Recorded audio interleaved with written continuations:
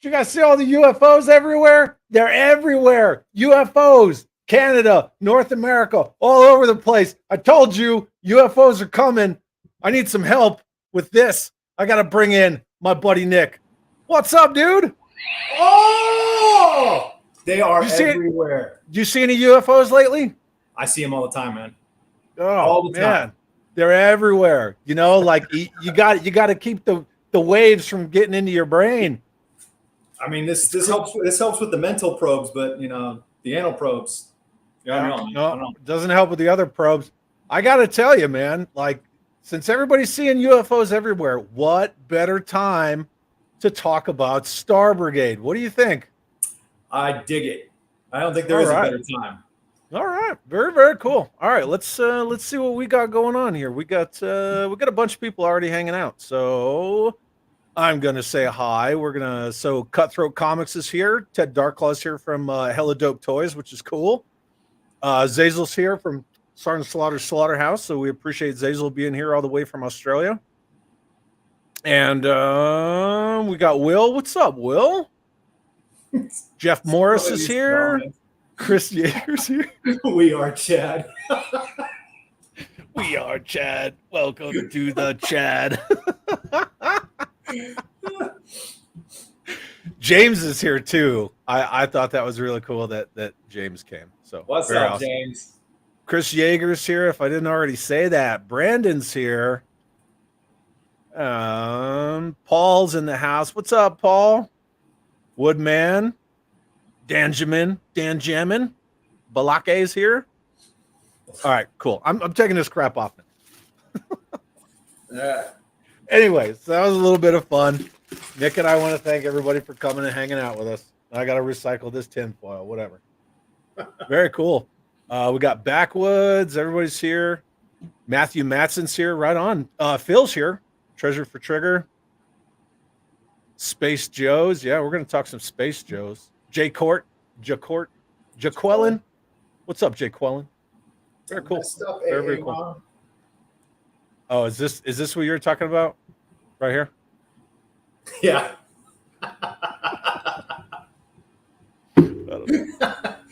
We just thought it would be fun. We're just having fun. Very fun. Very cool. Right on, man. So how's everything going? Can't complain. It's just been busy. Yeah. It's been busy. Very cool. All over the place all the time, so it's nice to just be like stationary for a weekend. Yeah. When are you coming back down here? Let's see here. It's probably going to be April.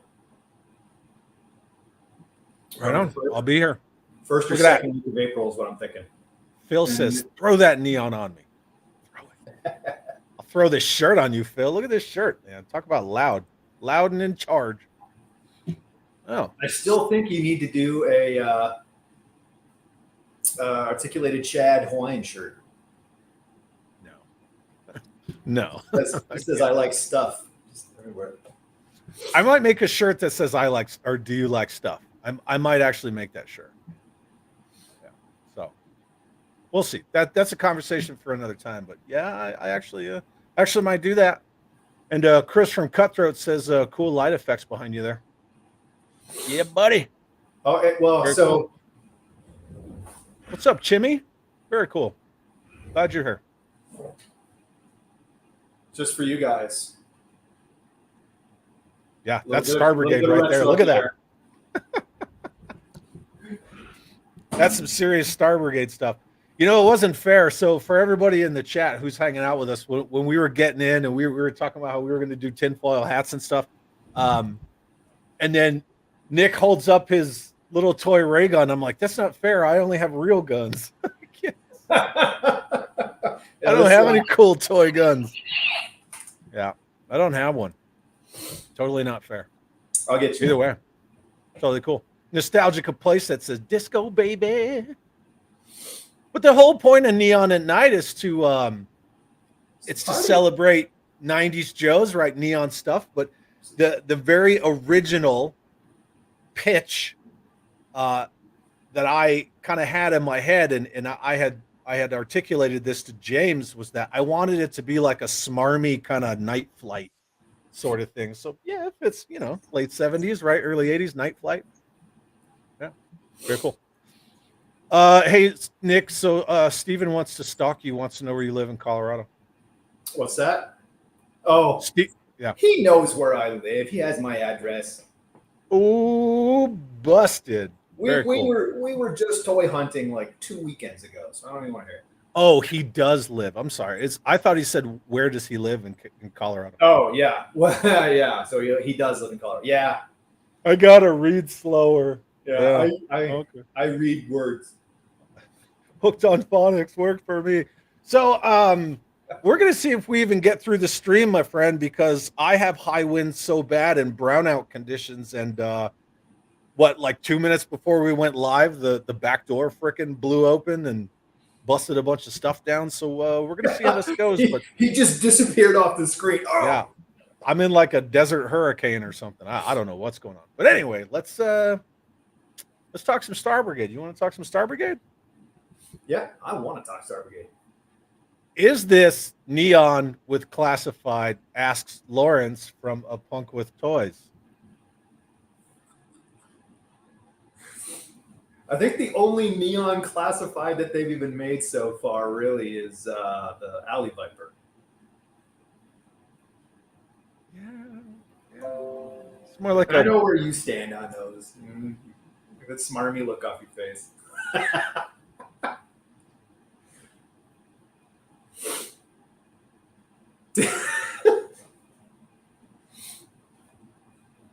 Okay. All right. I'll let it slide. So James loves Star Brigade. Very cool. So Star Brigade, let's kind of get into it here a little bit. So the really cool thing about Star Brigade, and this is a conversation that I had with Kirk Bazigian when I had him on Neon at Night. I think it was episode 5, maybe 6, but we discussed how when he came back and became the overall vice president of Boys Toys for Hasbro in late 1989, that he and Steve DeGuano came up with this total approach where they were going to look at G.I. Joe as a language, and that's where we started getting like Dino Riders as the answer to Jurassic Park and things like that. And everybody kind of knows, but what was interesting in that conversation is that Star Brigade actually held Star Wars off for several years, because when Hasbro acquired Kenner Tonka in 1991, they had already gotten a word that Kenner was going to try to bring back Star Wars with Power of the Force 2. And they kind of put that on pause, and the G.I. Joe team was like, oh, well, we're going to do this. We're going to do Star Brigade.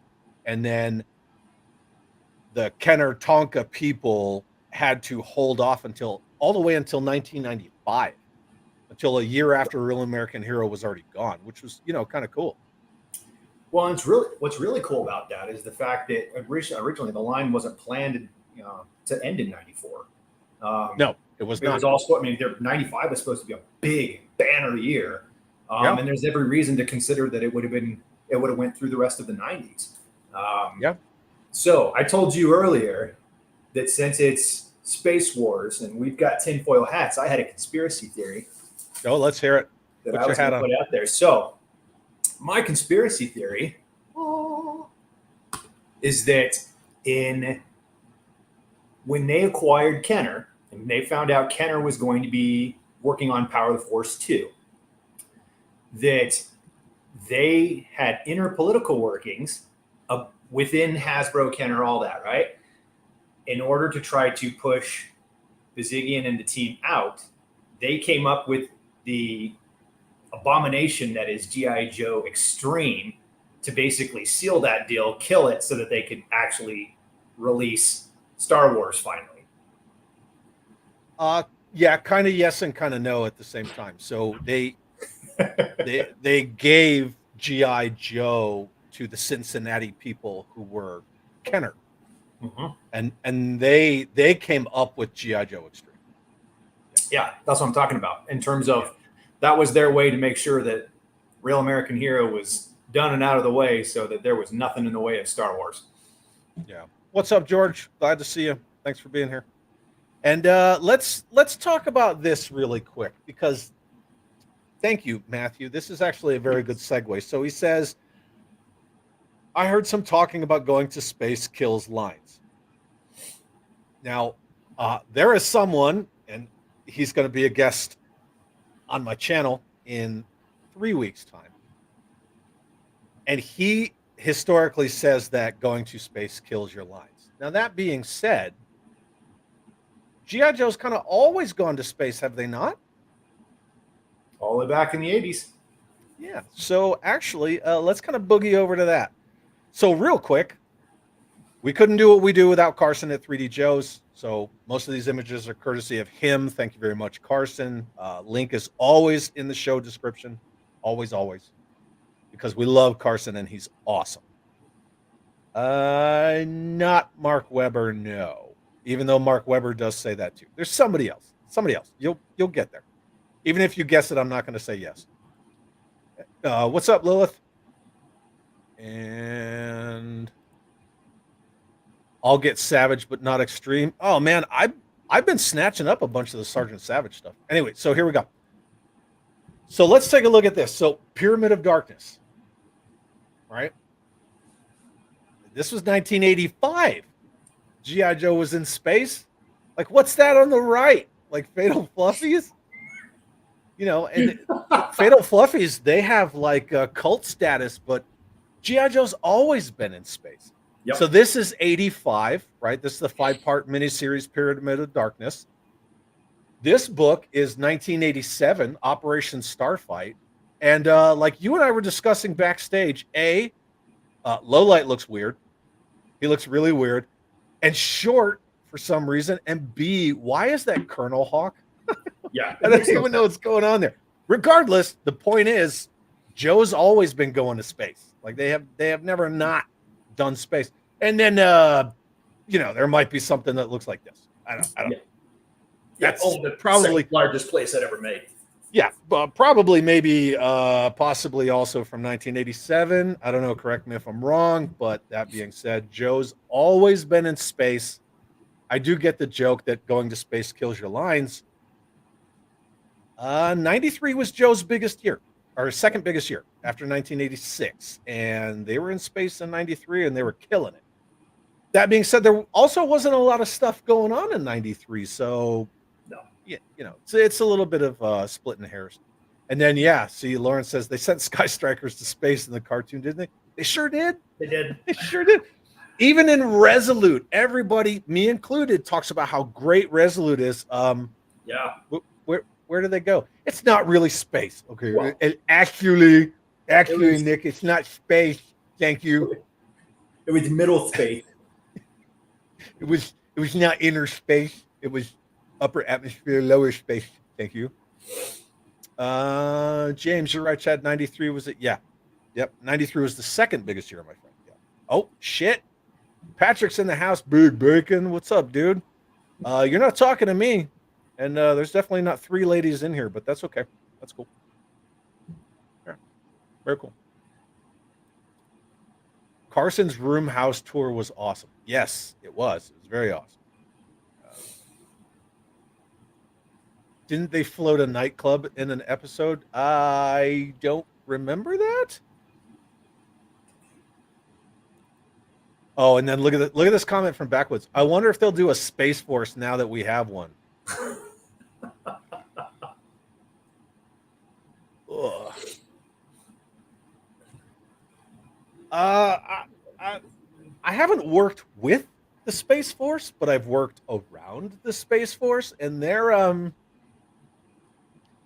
if the Air Force was always supposed to be like the most intelligent branch and the Space Force is supposed to be like the best of the Air Force, God help us all. Because the ones that I've seen, I was like, I don't even know how you tied your boots, man. Don't even know how you did it. And then they brought this vehicle back in 93. The Defiant? Or are you talking about the Crusader? The Crusader wasn't 93. And then Drew's here. What's up, Drew? Good to see you, man. It was nice to see you on Pallet Talk with Tony. That was really cool, man. Just watched Awesome that job. today. That was really good. Yeah, it was quite good. So, Drew, you get a golf clap, my friend. All right, so we're gonna move on.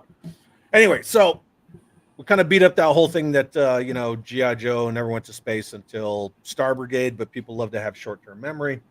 Yeah. And that being said, there are 31 figures, 31 in Star Brigade. We're not going to talk about 31 figures tonight, right? We kind of picked and chose a few, and yeah, we're going to go over that.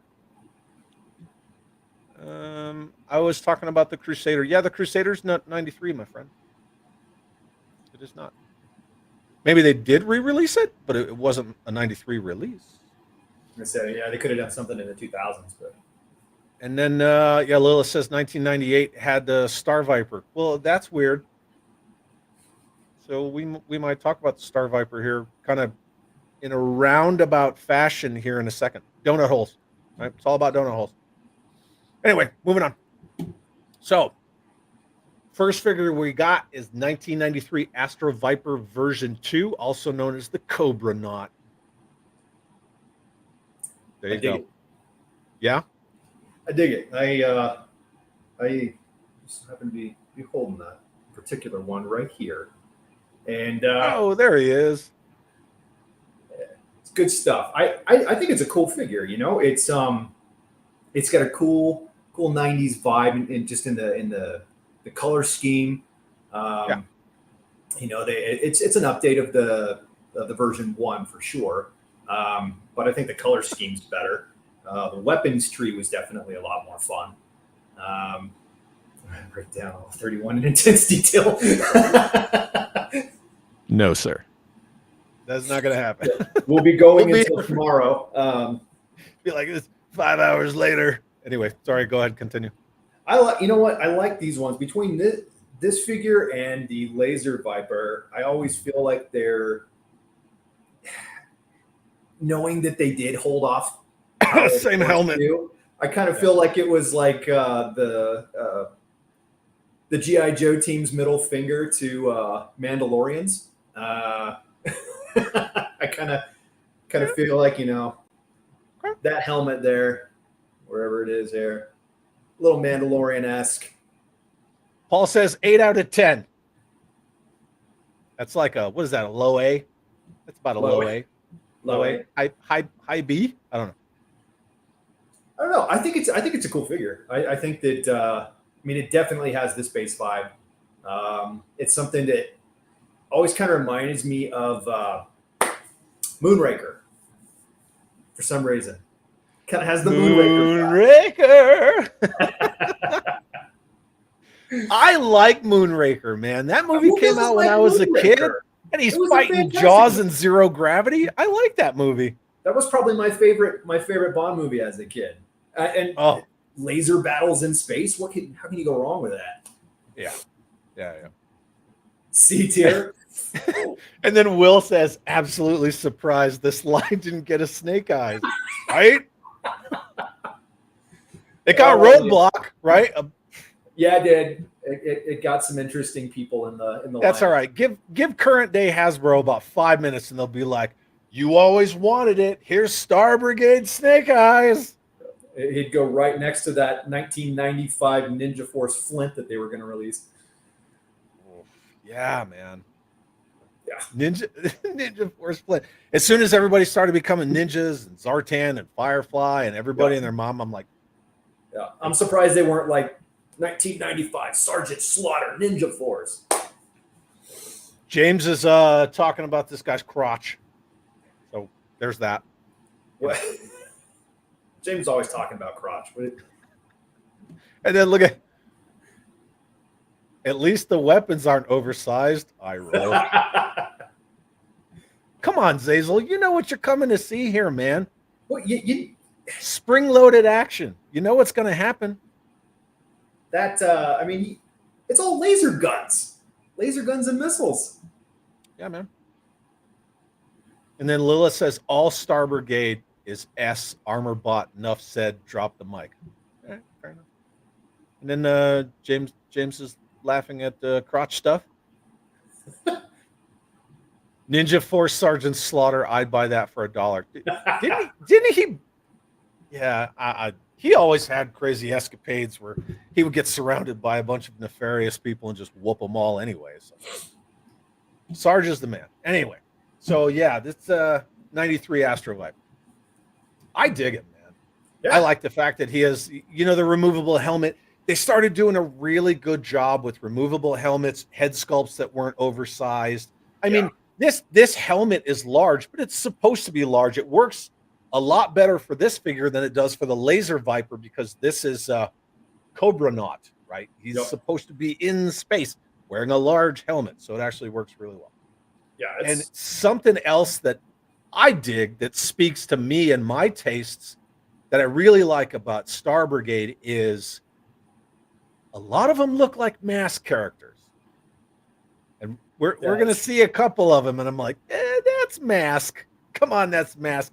That's a 3 3/4 inch Mask figure. So, yeah, very cool.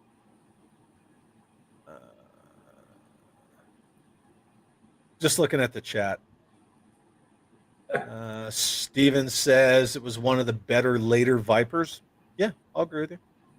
Yeah. Oh, did we miss the first comment? Broken crotch. Oh, is it this one? Astro Viper version 2 is my absolute favorite army builder. Love the colors in this. Love his accessories. I don't know. The chat's moving quick, dude. I don't have a moderator. That's too rich for my blood. Anyway, so yeah, there he is. 93 Astro Viper version 2. I'm glad that you have him and enjoy him. I really like the balaclava sculpt. Has a lot of good details and like the folds in it. Yeah, and it's a good color, and it almost has a like a 60s cosmonaut feel to the face sculpt. Gotta dig it. Something you'd almost expect to see it in like Austin Powers. Yeah. All right. So moving on. Do you like stuff? I like stuff. I love stuff. All right. So we're gonna move on. 1993. This is Countdown version 2. And Countdown, he kind of looks like Mask. He kind of looks like what? Mask. Yeah. Look at the helmet. Come on. Yep. He just needs that little jetpack with the wings that go on the side. I love this figure, man. I love this figure. Something about the red, white, and blue for Countdown, and he's a combat astronaut. Yeah. Okay. But I really like the red, white, and blue on him. The yellow rifle's a little... I mean, it's a contrast. Cool. That's just what they did. Yeah. And combat astronauts need swords. You need a sword in zero gravity because. Well, it's because Astro Viper came with a sword with a knife. So yeah. When you bring a knife to a space fight, so you got spring-loaded missile launcher. What do you need a knife for? I'd love to, the sheer physics behind the spring-loaded missile launcher and zero gravity always kind of made me crack up as a kid too, because I was just picturing them firing it and then just shooting off the other way into oblivion. Yeah, they have to like tether themselves or like get really wedged into something and then just let it go. It's a cool figure. That's actually one that I didn't have. What? I had a friend tell me that they saw one at a local store in my town just recently on card for like $30. So tomorrow morning I gotta go stop by real quick before I head to work. Yeah, they're not hard to find. No, they're really not. Like the 90s stuff is getting a little more challenging to find, but the prices still aren't bad.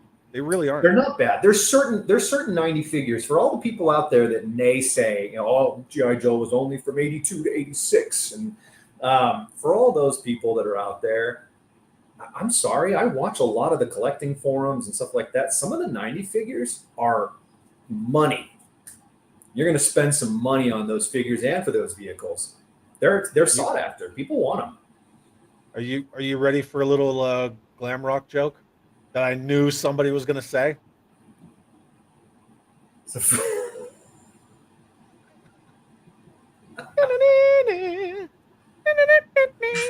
Yeah. Yeah, it was very good. Very, very good. And then Zazel says this line of figures could have been released as G.I. Joe Mask, and it would have just been as awesome. Yep. Agreed. 100%. Yeah. Can't go wrong with that. And then Patrick says, if Space Force and Ninja Force had a bastard love child. Swords in space, man. You can't go wrong. I mean, can you Where's imagine? Snake Eyes? Where's Snake Eyes? I know you got to know he was on the docket for 95. Nobody's ever going to admit it, but he was there. Just take a Snake Eyes and give him this helmet. Boom. Done. There you go. Snake Eyes. Paint the visor black and you're good. And then James said that Europe's final countdown was played at his wedding. Yeah. Not surprised. And then Chris says off the card countdown on eBay is $8.99. Did you see Stephen Tabor's comment? Good Lord, how far up is this? It's toward the bottom here. Oh no. Looks like everyone's favorite ski outfit in 92. Yeah, man, Ski Patrol. The 90s were all about that stuff, right? Yep. And then Dale says Cobra needs sharks with laser beams. Yeah. Patrick, it's like a deep sea diver having a flamethrower. Yeah. Fair enough. All right, cool. See, Right, I don't know. I really like Countdown. I like the sculpt of the helmet. He's got that reused missile launcher, but hey, that's totally cool. And it's all right. The red, white, and blue works. I really love that white cross-draw sidearm holster. For some reason, it just it pops so well for me. I liked the sculpt all the way back from the first version of this, where it was just Timber the in white. space. But this is this was definitely just better coloring. The deco was way better on this one. And that's a big thing with Star Brigade. So we were already talking about it. Like a lot of the Star Brigades, you're going to see version 2, version 3, so on and so forth. Repainted vehicles, But the whole thing was, hey, the Kenner guys wanted to put out Star Wars. Let's just repaint all this stuff and repackage it. Boom. And it worked. Yep. So and if you look at now, I'll give him that. I'll full disclosure, when 97, 98 hit and they started releasing Power of the Force 2, I ate it up. I still have a bunch of them back there. And I like them. I'm a Star Wars nerd, so obviously. Yeah. But when you look at the figures and the vehicles in Star Brigade, and you look at the play factor that they had, you look at the sculpt detail, you look at the articulation, you look at all that, it's not hard to see why it was even able to hold off a juggernaut like Star Wars for a number of years, because there was no reason to release it. Why would you put the money into doing that when you had a space line in G.I. Joe that was just killing it? It was powerhouse. And Star Wars was still popular, but Star Wars was dead by 85, and Joe just kept killing it. Yep. Masters of the Universe, went up real fast and then died real quick. But Joe stayed around until who killed the real American hero, Nick? Who was that? Was that I blame Kenner. You blame Kenner. Is that like sidestepping it? That's kind of sidestepping it. I don't know. I think it's sidestepping. Yeah, you're right. Star Wars was pretty much it was there, but it wasn't until they did the re-release in the theaters of the special edition. Yeah. And that's what they were trying to coincide that with. Brandon, Star Brigade was not intended to compete directly with Power Rangers. It was actually to hold off the re-release of Star Wars. That's what it was for. And then, look, there's a weird comment. Cobra Pogo makes sense in space. We're going to get back to that. And then check this comment out from George Aiken. The only space vehicle we had for Cobra in the UK was the Robosculpt, which is accurate. Valid. Do you have one back there? Yeah, it's right there. Oh, you should have brought that one up for a close-up. Maybe. It's just I don't so know. cool. It's so rad. Yeah, I know. But yes, I did finally get a Roboskull. That was on my short list of big ticket items that I needed to get. It's incomplete. It's missing the engines on the wings. They're two halves and they kind of snap together inside the wing. and I'm missing one half of an engine, which kind of boo-boo, but whatever. Does George Aiken potentially have some parts? I don't know. I wouldn't ask. I've just been looking on eBay. Anyway, we're gonna move on. So yeah, that's Countdown version 2, and then our next guest on tonight's show was originally part of Eco Warriors, and that is Ozone. So Ozone version 3, right there. I love the face sculpt on this figure, man. I love it. And George says they're selling parts on UK eBay. I don't think I get access to UK eBay. So, anyway, but speaking of G.I. Joe mask figures, right? Where's Zazel? Where are you at, man? Look at that. Come on. Tell me that's not mask, man. Yeah, it's a dead ringer. Dead ringer. Look at this. I just knocked down all my mask figures, right? So look at that figure, right? Look at it. And then look at this. Come on. Yeah, Come on. You know they had to have been getting some inspiration there. Yeah, totally. Dude, do you have this figure? I have pieces of him. Somewhere along the way he broke, so I'm kind of putting him back together. You know what I should do? I might again. They're not that hard to find. I might just go and grab him. For my custom 4-inch mask figures, this is what I should have been doing the whole time. Just getting Star Brigade helmets. I screwed that up, man. Well, really now you know. Yep. Now I know.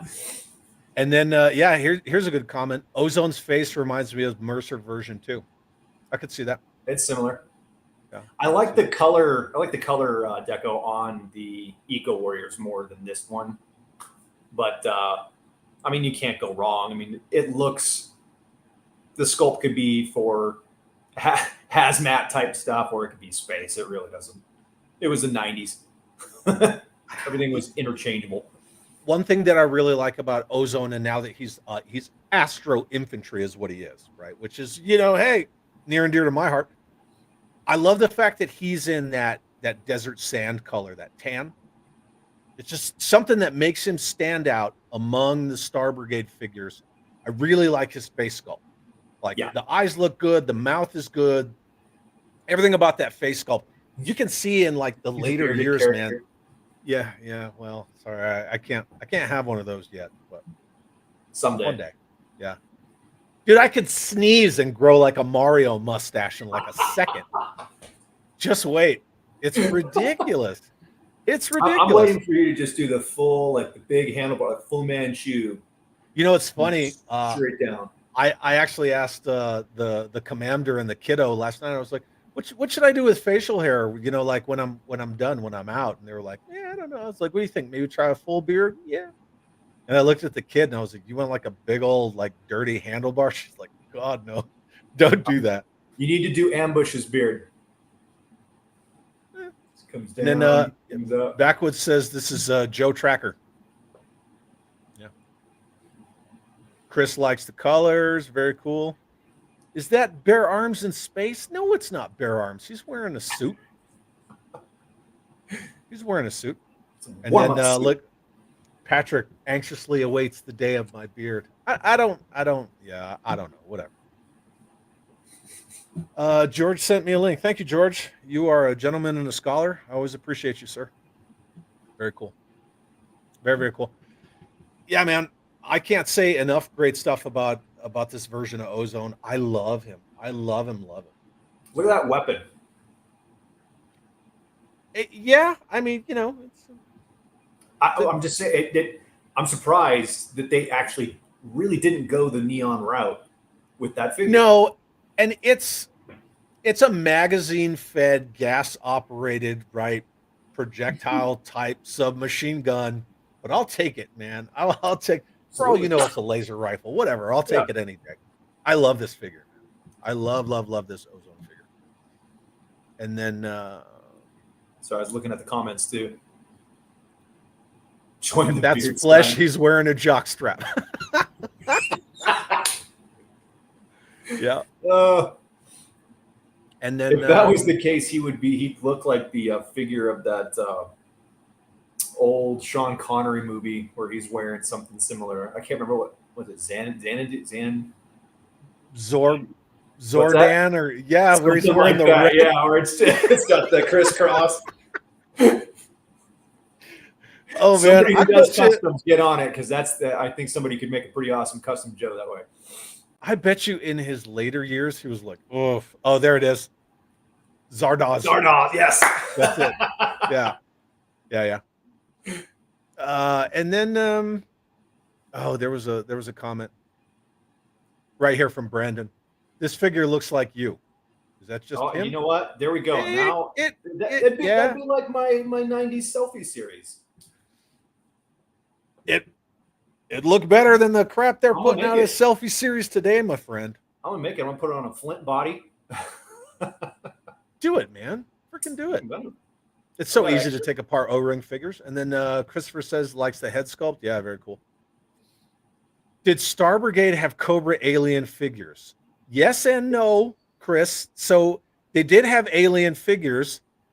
Stick around till the end. Spoiler alert. Hint, hint. Because that's going to happen. It's going to happen.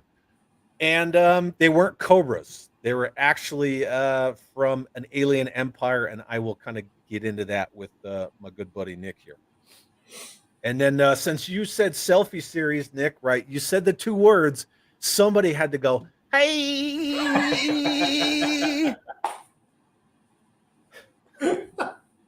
Well played. Hey. Oh, man. Is that a shotgun in space? It's some kind of, it looks like a suppressed submachine gun. I don't know. It's got front iron sights. So, yes, Lunar Ticks. Yes, Photo Viper. It is the Lunar Ticks, the Lunar Lunatics Empire. Yes. I am sure Mindbender would rock the bare arms and chest in space. He probably would because it's Mindbender. I'm also a firm believer that the chess piece for the Zardoz custom. You know, Friday on Jay's channel, we were ranking LJN WWF figures. And I'm looking at that Iron Sheik and I'm like, man, Mindbender really looks like the Iron Sheik. I don't know. Was that accident? Was it inspiration? Because he really looks like Iron Sheik. Homage, potentially. It was paying homage. Right. Inspiration. And then, Chippendales in space. And then, sorry, Photo Viper, I didn't see when you first came in. He said, sup, guys, space madness. Yeah, I guess you missed the tinfoil hats, man. You should watch the beginning later because, we had tinfoil hats on. Mindbender was cybernetic. And then, so who's going to be the hype man screaming, look, I'm ozone? Oh, God. Yeah. So I call them hype men, but they're influencers. I was corrected. Influencers. Yeah. Yo, man, look at this ozone. That's my buddy Nick's selfie series figure. Yo, look at this. G.I. Joe fighting aliens that ran out of cobras to kill? Yeah. Kind of. Always wanted a Mindbender in a spacesuit. You can make one. Probably could. You can make one. All right, cool. So anyway, that's Ozone version 3. And then they made a 4th version of him the next year in 1994 as well. That I'm not going to show. So anyway, we're going to move on. Yeah.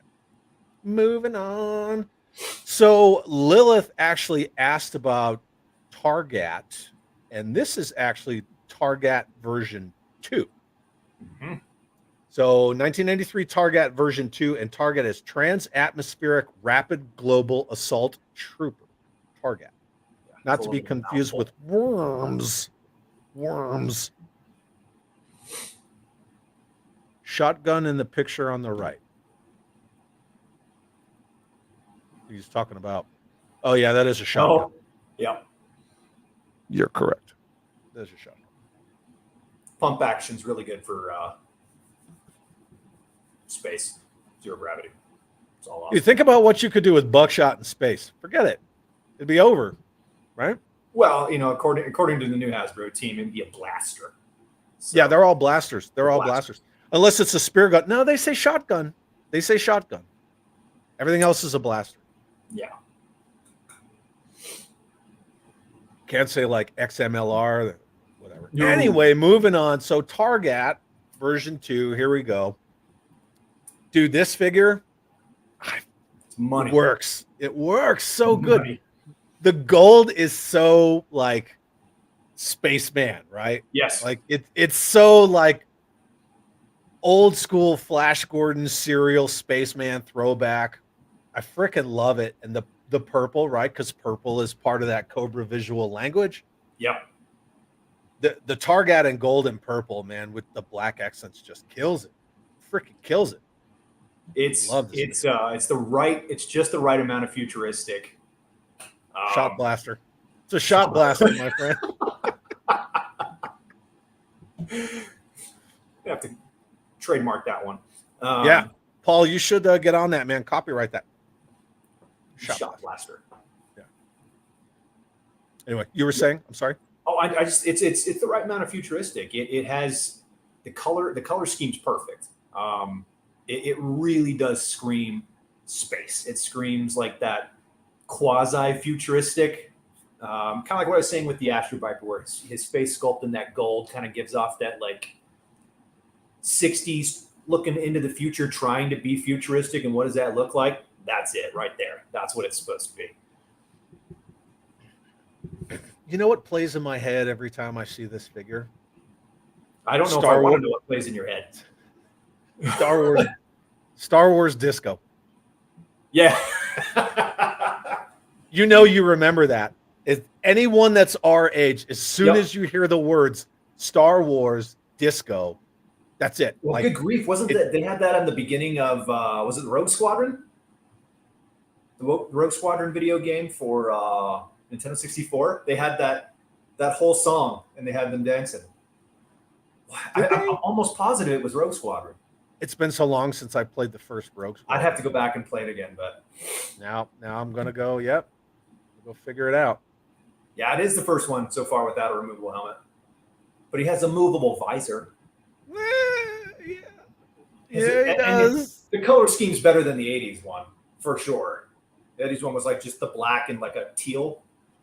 I don't know. Lilith is gonna fight you, dude. See that comment right there? She likes the version 1 better. That's okay. And then George Akins says C-3PO went Rambo. Yeah, right.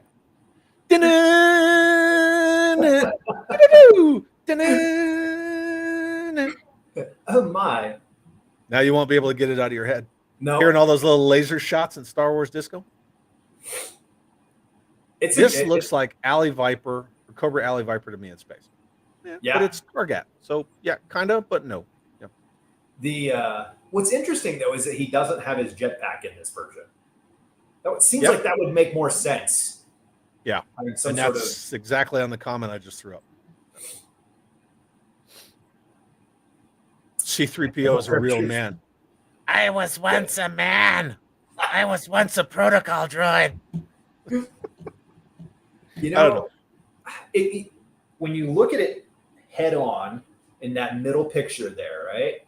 It almost kind of gives off vibes of Bobby Vala's Swarm figures. Oh. You got to see it, right? I mean, that might be something that would be an interesting question. I mean, right here, yes, right there. Right, because in that head on where the shadow is right here, it looks like two large orbitals, but it's not. Yeah. It's not, but it has that look. If you didn't have the side pictures or you didn't know what the figure looked like, you would assume it kind of looks like a Swarm figure. Dale says pump action shotgun works very well for Doomslayer in space fighting demons from Mars. Weren't they on Mars? I thought that was on Mars. No, whatever. Actually, Mars has gravity. Thank you. Yes. I don't know where Doom. I thought it took place on Mars, but whatever.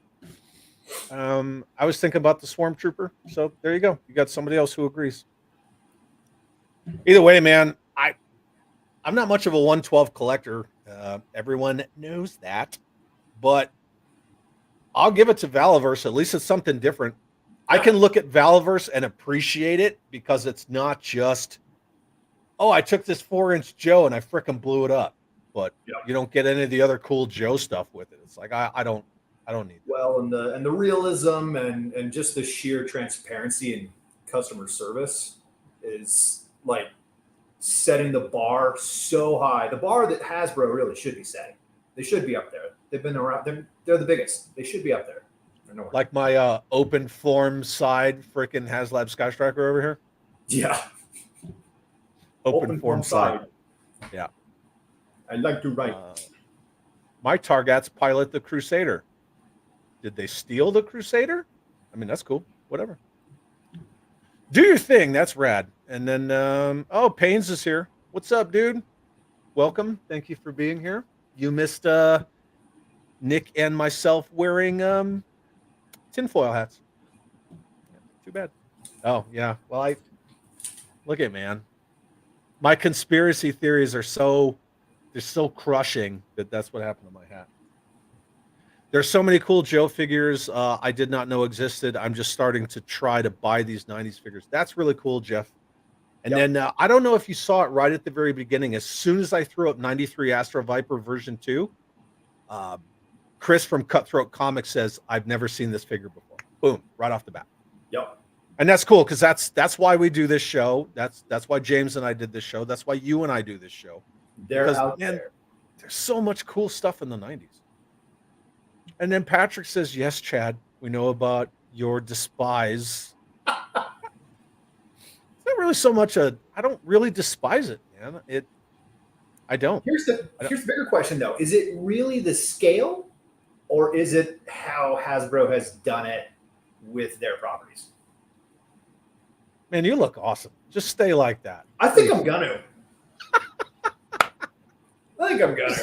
Just stay like that. We talk toys, we talk figures, we talk vehicles, we talk this, we talk smack, we banter. Like, if it wasn't for like having fun with people in the chat, I honestly don't know if I'd want to do it. Man. This is fun. So please just stay like that.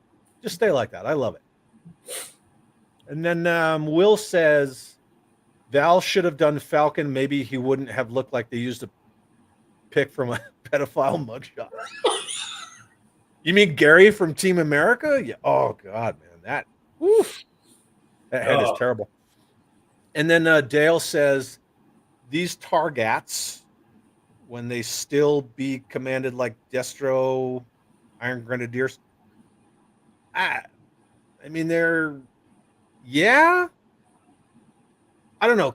Cobra Star Brigade was never really Iron Grenadier because Iron Grenadier was a different faction. So I don't really know. Whatever your headcanon tells you, buddy, go with it. Right? That's what I gotta do. Targets targeted the Crusader, and now they're targeting Joe. Oh, yeah. Gotcha. Pericles is here. What's up, dude? Glad you're here. Look at Nick. That's where we're living. Where's your ray gun, Nick? What's that? Where's your freaking ray gun? Ray gun's always right here. All right, cool. Very good. I don't know why they didn't give him a jetpack from the Target Iron Grenadiers version 2. They used to come down like meteors. Yeah, right. They were like the original ODSTs, right? If anyone's played Halo and understands, like, right, orbital drop shock troopers. They were the original of that. And then Matt says, Matt Damon. Matt Damon. I was just watching that the other day, man. It's so good. Matt Damon. Matt Damon. That trooper looks like he's wearing gold foil. Yeah. Yeah. Whatever. Exactly. Sure. I'm down. Kind of makes you think that they should have used the gold Destro head sculpt from was it 89? When yeah, they were the Iron doing Grenadiers, the Destro Star Brigade figure, version 2. Go with his. Oh, that one. Okay. Yeah. And then Jeff says 112 scale does not have affordable vehicles. 1/12 scale doesn't have vehicles. So I get 6-inch figures for nice figures to stand on the shelf. Yeah, I mean, that's cool, dude. As Totally long cool. as you're cool with just having a Ram cycle and a $350 his tank. No, but you got a trouble bubble coming. Watch out! This line's doing gangbusters. I got a trouble bubble. And then Patrick says, Gary, no, that's Matt Damon. Hey, look, I don't know. Maybe he's Matt Damon. Whatever. He's Team America. Who cares? I love the live armor stream bar. where we actually watch the movie. It's going to be like Mystery Science Theater 3000. Watch the movie. You want to get smashed quick. You would get smashed. And then World Made of Cardboard says, I love the armor bot. Giant robots rule. Giant robots do frickin' rule. And stay tuned because armor bot might make an appearance. Of course it's going. Doom takes place on Mars and Earth. Yeah, there you go. Cool. And then the Targat. Look, somebody actually typed out Targat. Look at that. I got props for that. That's pretty awesome. Right? Just hit that caps lock. Letter, period, like a boss. Is more skilled than the old and doesn't need the jetpack. There you go. He just propels himself around every time he fires from a missile launcher. This is a Cobra LA Lakers fan. Are those tinfoil hats convention exclusives? You were looking at the next HasLab. So steel at only $299.95. Wait till you see the tiers that you can unlock. There might be a cardboard backdrop, maybe. Maybe sky's the limit. It could be a X-Files poster that comes with it. Maybe. I guess as good as mine. Oh, here we go. I use the Bratz car for 1/12 scale vehicle. Oh, yes, I know, because Laser Pants loves to get everybody on. See the Bratz car made into a 1/12 Star Brigade space vehicle. Well, they have that Barbie plane that kind of looks like a spaceship. You could make that happen. And then Brandon says, I'd pay $350 for a 1/12 scale Tomahawk, but they'll never make one. It wouldn't be $350. No, there's no way. No way. A 1/18 scale Sky Striker was $230. There's no way. Professional level acronym. Yep, absolutely. 100%. And then people are trying to suck us into that GD classified conversation. I'm not falling for it. Does that tinfoil hat come with a top, middle, and a bottom? Ooh, I'll make one. Is that a dig on the engine of Vengeance? I wonder if it is. That would be hilarious if it was. It's a shame they never made Fatal Fluffies. Yeah, that'd be cool. Maybe Reaction. I wouldn't be surprised if Reaction makes them. Yeah. That would be rad. A 2-pack with the big one and the little one. That'd be cool. Probably take like an Ewok head and put it on a Wookiee body, and there you go. Just paint it. There you go.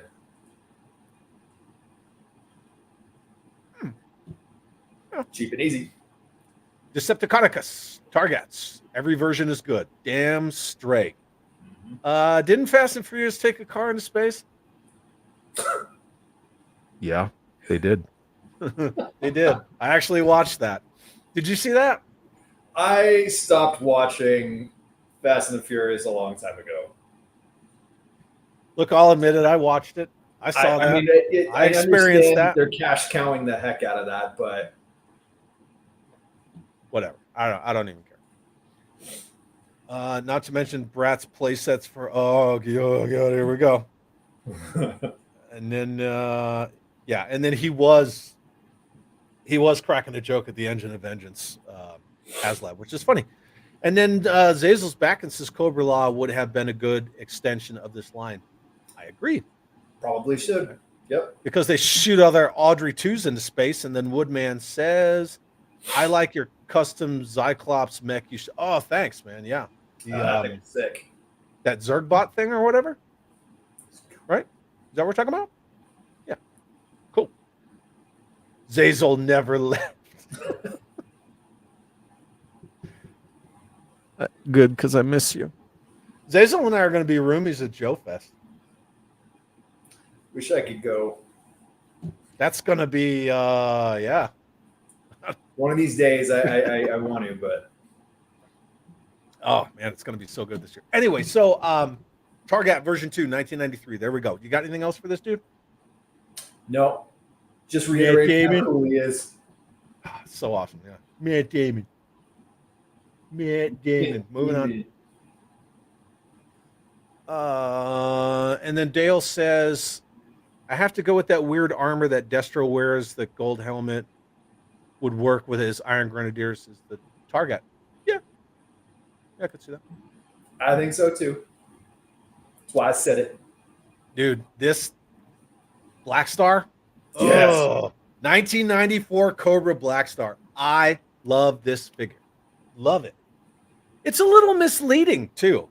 Yeah. Because as we get further into the GI Joe line, especially 90 to 94, like I'm going to call it for what it is. 90 to 94, you see a lot of discrepancies in the card art, the images of the figures on boxes and so on and so forth, which we're going to get into a couple examples of that, and the figure not matching those.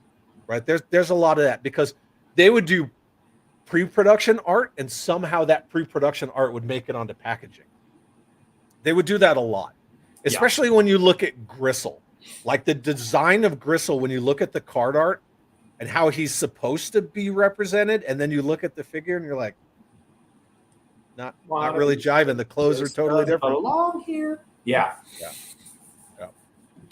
And then Decepticonica says Joe Fest party. Yeah, that's going to happen.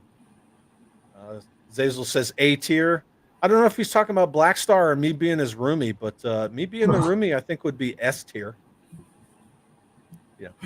With mention of Cobra Law could very well have escaped into space to survive and joined forces with the lunatics. Yeah, I agree. And then beautiful figure. Would have been a better plot than any of the 3 G.I. Joe movies. Especially that last one. Yeah. So, anyway, so here he is, Cobra Black Star. Dude, I love this figure. And here's the thing. When you look at the card art, let me back up for a second. Look at the card art. What does that helmet look like to you? Looks like Steel Brigade to me. 100%, right? It is drawn that they just took the Steel Brigade helmet and chucked it on this body. But when you look at the figure, it's not. That is not a Steel Brigade helmet at all. So this is one of those examples of where, you know, the card art doesn't really match. And I'm actually glad that it doesn't, because Steel Brigade is so unique to Steel Brigade. I wouldn't want to see that helmet used on the Black Star, because I think it would take away from this figure. And I freaking love this figure. Yeah. I love it. No, it's a really cool figure. And again, I'm right there with you in terms of that helmet. I'm glad that they didn't use that, you know, because then all of a sudden we'd start seeing Hasbro make steel core figures into Black Star figures. But no, I mean the color scheme on that's really cool. The design's really neat. He's actually kind of a pricey figure to find now. If you go out and look for him, he's not a cheap figure. He's not a $10, $15 figure. I've seen him go for $70, $80. So complete. I've watched it. I don't know that I would pay that, but so, you know, prices of figures, it's all very it's subjective.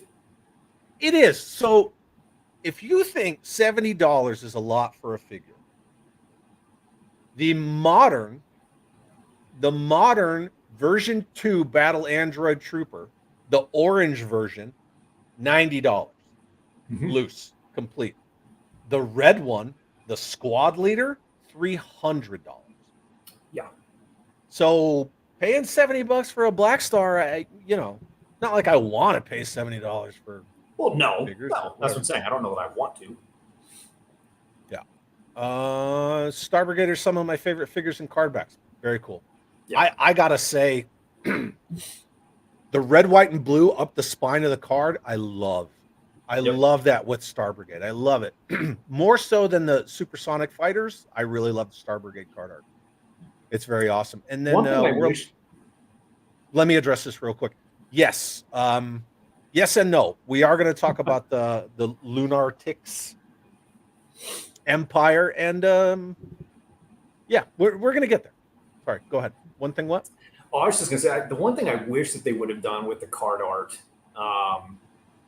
into the figure was the green armor pads that went up the leg. I kind of like that. It's one thing that they kind of chinched on. I wish they would have done that. Yeah, yeah. The little thigh pads, like Yep. they're molded. They're just not. Yep. They just don't have the color. But yeah, I 100% agree with you. And then I'm going to put it up there again because I thought it was funny that George Aiken says it's Crocmaster in space. Because we all love our jokes around here. Zazel said this figure repainted would have made for a great heavy weapons Steel Brigade figure. Yeah, I'll definitely agree with you. I could see how that chest piece almost kind of has like a Grand Slam. Almost has like a Grand Slam kind of feel to it. From version 2, 100% version 3, version 1. No, Grand Slam. His version first 2. was red. Version 2. Version 2. Yep, version 2 with the jump. And then Zazel says God tier roomies.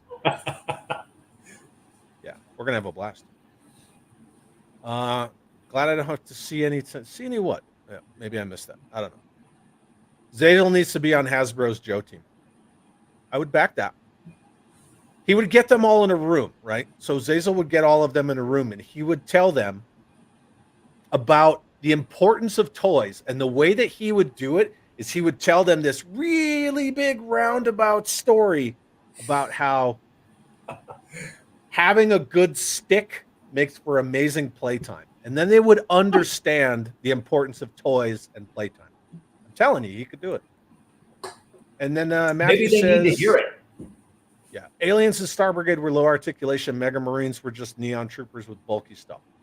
Yeah, so the Mega Marines had the Play-Doh, which is part of that whole Kenner Parker thing with Tonka and whatnot, and how you see Play-Doh make its way into G.I. Joe with the Mega Marines bio armor.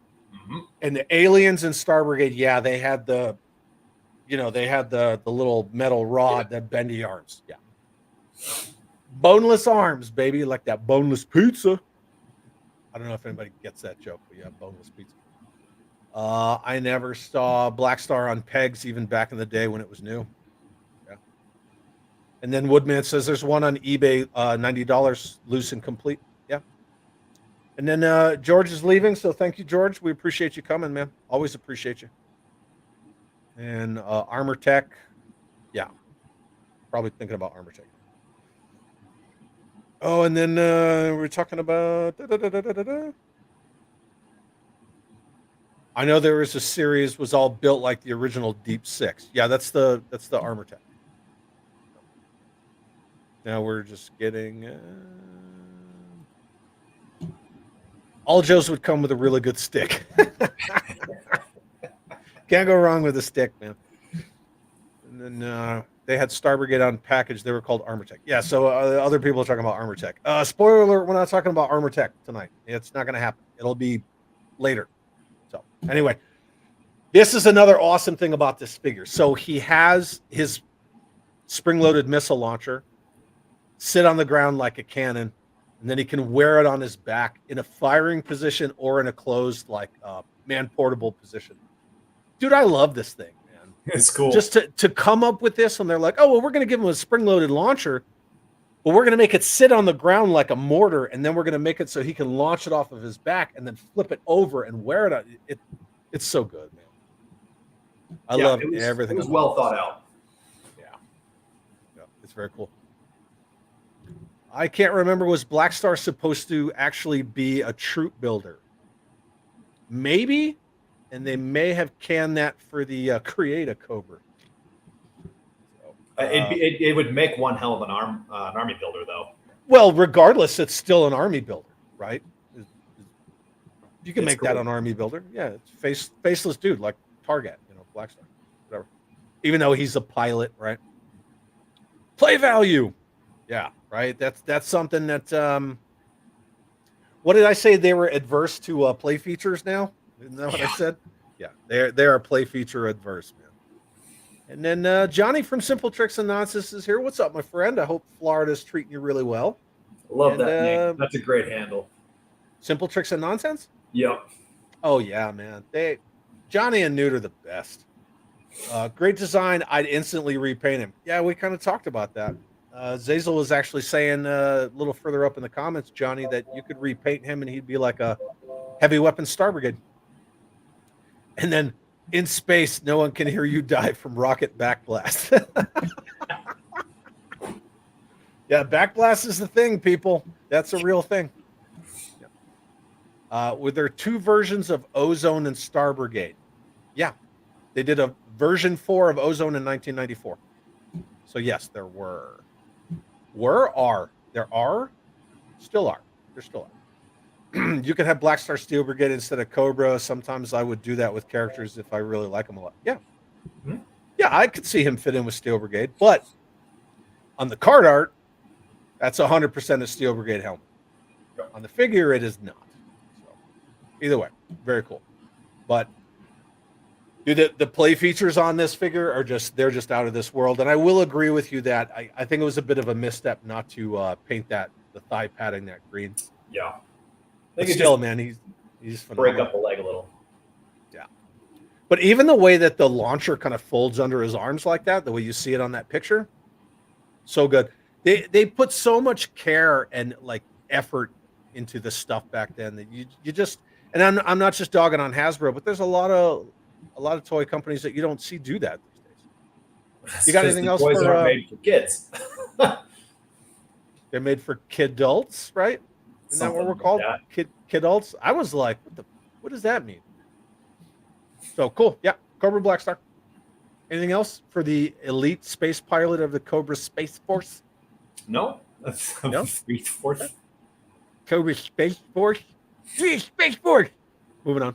All right. So this is going to be our last figure of the night because, again, 31 figures in Star Brigade. I didn't want to get into the weeds and just completely get inundated where we're talking figures for 2.5 hours. But yeah, 1994 Space Shot. Yeah, there he is. Another example. Look at his helmet on the card art. Right, looks like you know those speed ice skaters. So they wear that crazy helmet. Kind of looks like that, but he's not wearing that. No. Thankfully, I love the colors on this figure, man. That red piping on his jacket on the lapel, it just makes it. But I'm glad he does not have that helmet. Yeah, the helmet's almost Star Wars-esque. It looks like the Death Star gunner helmet, but backwards or something. Now that's a mustache, and I could hear it in Zazel's accent. Yeah, and then. Septiconica says Tom Selleck, 100%. Yeah. And then, it's pretty much mud, right? It's mud. Potato. Space Force potato. And look at this joke, right? Because I said I'm not going to do all 31 figures because we don't want to get in the weeds. Are you ready?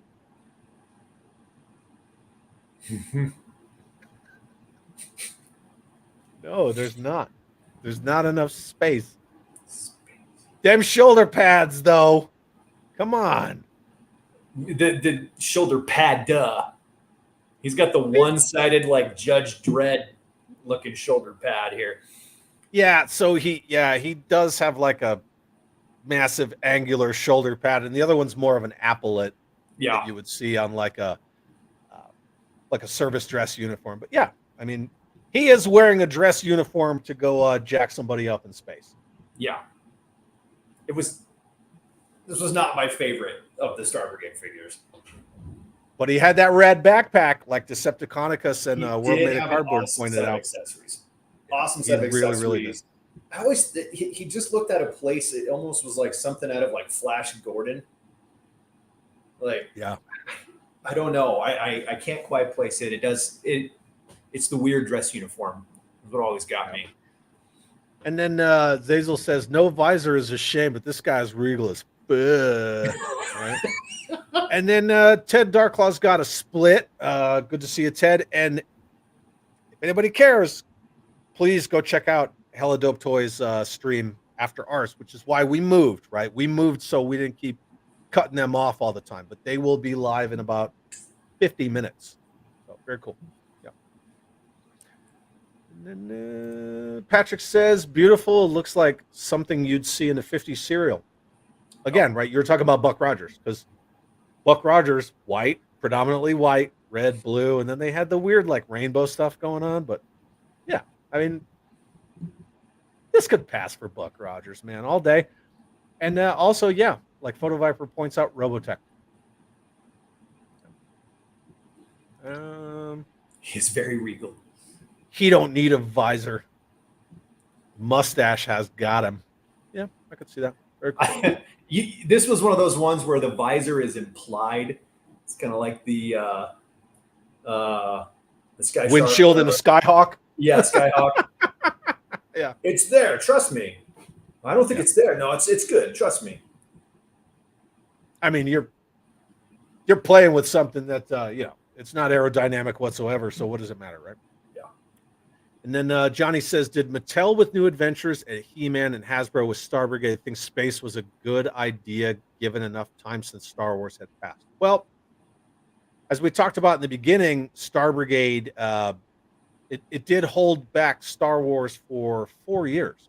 Yeah. So, well, from its inception after they bought,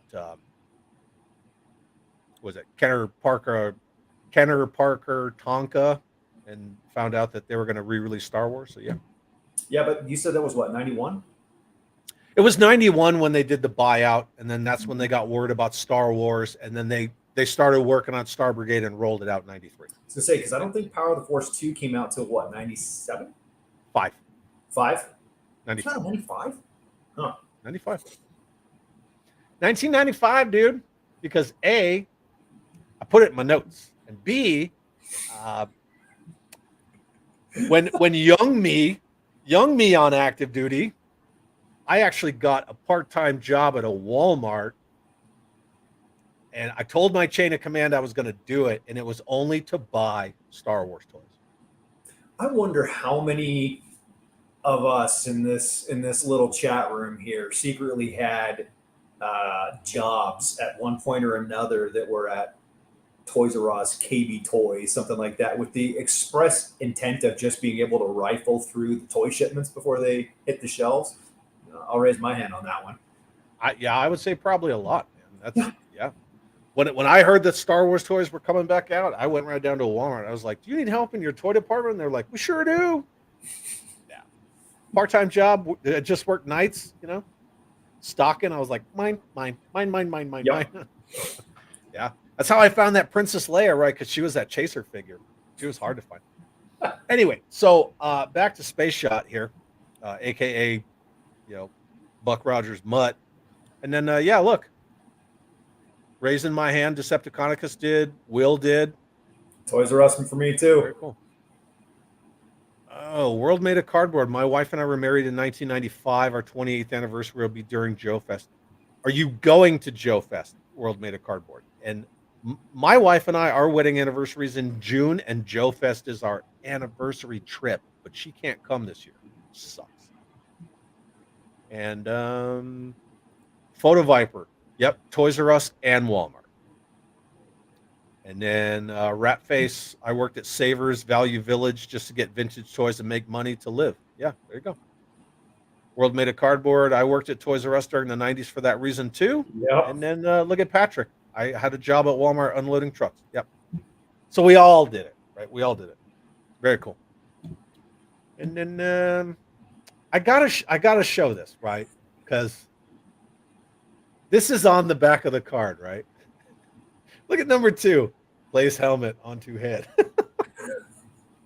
It's just something about that. When I was looking through it, I was like, really? Like, well, I get the whole backpack part, like pull out button, release hook and string, push it in, lock it in place. You know, at some point that they had to do that, right? There was some kid somewhere that was like, I don't know what to do with this. Where Oh does it man, I just go? dropped my venom. I dropped my venom mask. No, no, no! My Miles Mayhem is helmetless again. Anyway, yeah, I'm sure somebody did, but you can see it right there on the back of the card. Yeah. And since Carson did it, I was like, yeah, I'm going to show the blown up version of that. And there it is. Place helmet onto head. Whatever. I mean, that's one of the reasons I think why isn't that what Kirk was saying about the file cards shrinking down, is because they were using so much more card real estate to show other features and other things that they Yeah, hadn't before. Yeah. And then they changed the whole format of the file cards. Yeah. But they were trying to keep themes within that whole like visual language of Joe with each of the different sub teams and lines and so on and so forth. Now, And, if you go back to that first the carded figure picture, but can you put the helmet under his arm? No. Follow the instructions. Do you want to see the actual card? Yeah. And again, this is one of my favorite things about this era of Joe's was Space Uzis. Behind Space Uzis. What's that? I'm cracking a joke. I said, is it a Space Uzi? No, it's not a Space Uzi, although that is legit. It's the little pamphlets that came behind the figures. Dude, yeah. I can't even begin to estimate the amount of time as a kid that you get those little pamphlets out and you're seeing all the different figures that are coming, right? And you're looking at all the little figures in the vehicles and everything, and it's telling you how much they are, and like you'd sit there and you'd obsess over it. You'd plan, okay, this is the next time that we go to the store, and if I see this is what I'm going to beg my mom for. I want this figure, right? And you kind of pull the Christmas Story thing where he puts the pamphlet for the BB gun inside his mom's book. There you go. Yeah, see, I've got a bunch of them back there. They were gold. Like you just sit there and obsess over it as a kid. Like, oh man, if I could just get these, my life would be complete. It was, those things were great. Yeah, they're phenomenal. I have a whole bunch of them just laid out on shelves. So like figures, pamphlets, figures. I have the Sergeant Slaughter ones and all that stuff. I have one for the fridge and the whole 9 yards. Yeah, they're just so awesome. They were so cool. And then I just noticed that Space Shot is left-handed, and then Southpaw. So yeah, absolutely. That was the awesome thing about the card backs. You always saw what was coming. Yeah, absolutely. You would see the waves, right? Yep. Yeah, really cool. Dude, those. Oh, but classified. Those early. Are they? I wouldn't know. Are they? Oh no, that was. Oh, was that sarcasm? Sarcasm. I wouldn't know. They don't even have file cards, dude. They don't have windows. If you're not even going to show the figure that you're selling right there, why would you say? I don't care. I don't care. I really don't care. I still have so much awesome stuff from 82 to 94, and then now I'm going down the rabbit hole of Sergeant Savage. And then I got all the modern stuff from 2007 to 2019. So there's plenty of holes that I can still plug. That's what she said. And I don't need to worry about Joe in a Marvel Legends scale. I just don't. And I'm all for the people who do, but this crap where you take all right, I'm gonna go off for a second. Here we go. So this crap where you take like you gotta do the mock steering wheel. No, I'm not driving. No, I'm not driving. But this crap where you take a Valaverse buck, which those are damn good bucks, right? For 6-inch figure. You take a Valaverse buck, and then you take some crap from Gridiron Studios, which as great as their quality is, their stuff's not cheap. And then maybe you greeble some parts from a Marvel Legends figure, and then you put it on Instagram and Facebook, and you start tagging G.I. Joe Classified. No, absolutely not. Anyway, whatever. Moving on. Trying to see if we're still talking about Savage helmet fits perfectly on Warthog Sergeant Slaughter. Yes. Okay. So now we're getting off. We're getting off topic.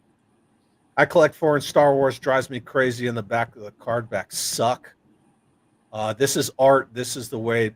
Yeah. art, right? Package art. It is art, 100%. And that's why, like, we get all these awesome images from Carson because he understands it's art. He's preserving this art. Yep. Savage would have continued if they kept him 3 3/4. We talked about that backstage. Yeah, we were up. talking about that.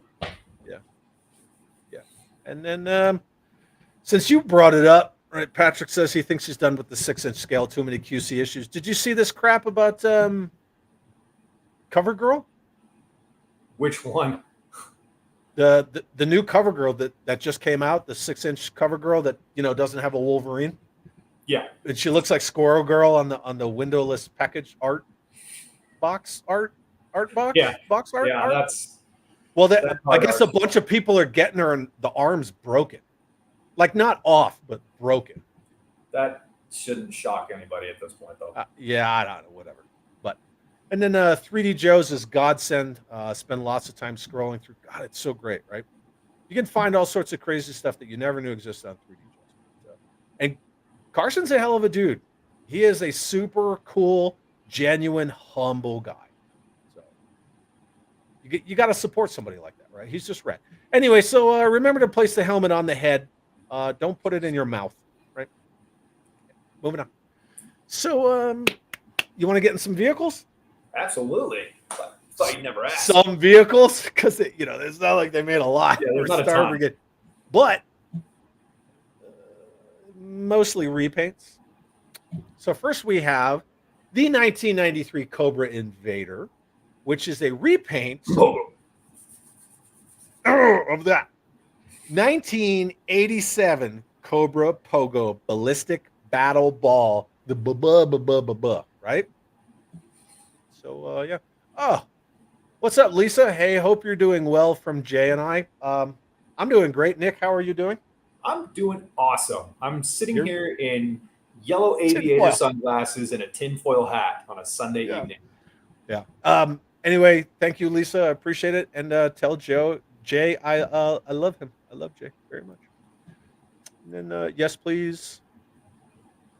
Yeah. All right. So yeah, we're getting into vehicles. So the Invader versus the Pogo. This is an interesting conversation because to me, this works for this design so much better than that. That's just my opinion, right? So the Pogo, ballistic battle ball, right, is supposed to jump and smash around on the battlefield. But what does this really look like? To me, it looks like an Apollo program lunar excursion module. So that makes more sense. It looks like it was originally designed to be this. Yeah. Before that, armed lander. Oh man, yeah, it's so great. I have the two of them. They're actually both on whatever. It's right behind me. The Joy Toy Mech, the Mech Bay display behind me, and they're right next to each other in the bays. To the Invader, it just pops so much more. That like bronze color, that is money. I freaking love it. But yeah, so I don't know. Chat, tell us what you think. Pogo or Invader? I think that what's funniest to me about this vehicle or these vehicles is that the Pogo still gets a lot of gruff from a lot of collectors that are, oh, well, that's not even anywhere close to real world military or anything like that. This is where the line jumped the shark. And it's almost like in Space Brigade, Star Brigade, they just looked at it and they gave their middle finger to that whole like, oh, Space if you War. Didn't like this, you're Space gonna War. Hate this. Yeah. I don't know, man. So yeah, I agree. Star Brigade works better. Multi-stage rocket with the Pogo on top. Yeah, why not? Right? I mean, the Invader, it flies around in space. But it's cool. To land on things and then take back off. That's what a lunar excursion module does, right? It just does it on the moon where it's what, 1/6 gravity? Actually, it's 1/5.28. Thank you. So whatever. Invader is better than the Pogo. No. Only drawback is Astro Viper doesn't fit. He can take his helmet off inside. Close the canopy first. And then Invader makes more sense. Terrestrial Pogo makes no sense. Space Invader. Get it? Space Invader. The Pogo doesn't make any sense. That seems like a... It never did. When they made Larry Hama put it in the comic. Yeah, they made Larry put it in the comic. He put it in the comic once. He had Cobra Commander bounce it around, and he gets out and he says, this thing has to go back to the drawing board. Didn't see it again. That was it. Because they would say, like, hey, you got to work this toy in, and he would begrudgingly do it. But he could do it in such a smart way, man, where he would put it in, and you'd see it, and then it was gone. So, can't go wrong with that. I had to take my pill. Sorry. Take a lot of pills, people.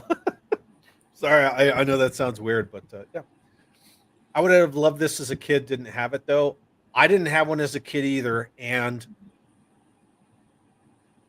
I don't remember seeing it as a kid. The 90... No, I didn't either. But I wasn't a kid, right? I wasn't a kid in 1993. For all in 1993, man, I was in Somalia. So I did not see this vehicle whatsoever. I was already an adult doing adult stuff. I was still. That being said, that would have been 10 or 11. Yeah. So in the 90 to 94 Joe group, which again, right, the link is in the show description if anybody wants to check it out. And that's the group that Nick and James and I and a lot of other people are in. We were going to do a giveaway, and I actually found the Invader boxed for not much, like $40, sealed. And so I grabbed it to do it as the giveaway for members of the group. And then, dude, I'm looking at this thing in the box, and I was like, damn, now I got to get another one. So I got another one for myself because I was that impressed with it. So. And then, as much as I love Zazel, right, both have their merits. The original Pogo is fine. It is fine. Yeah, it is. I just think that the design lends itself. Yeah, 100%.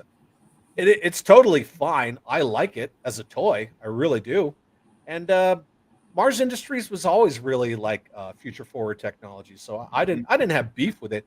I just think it does work better as a Space Invader or Cobra's version of like a Lem.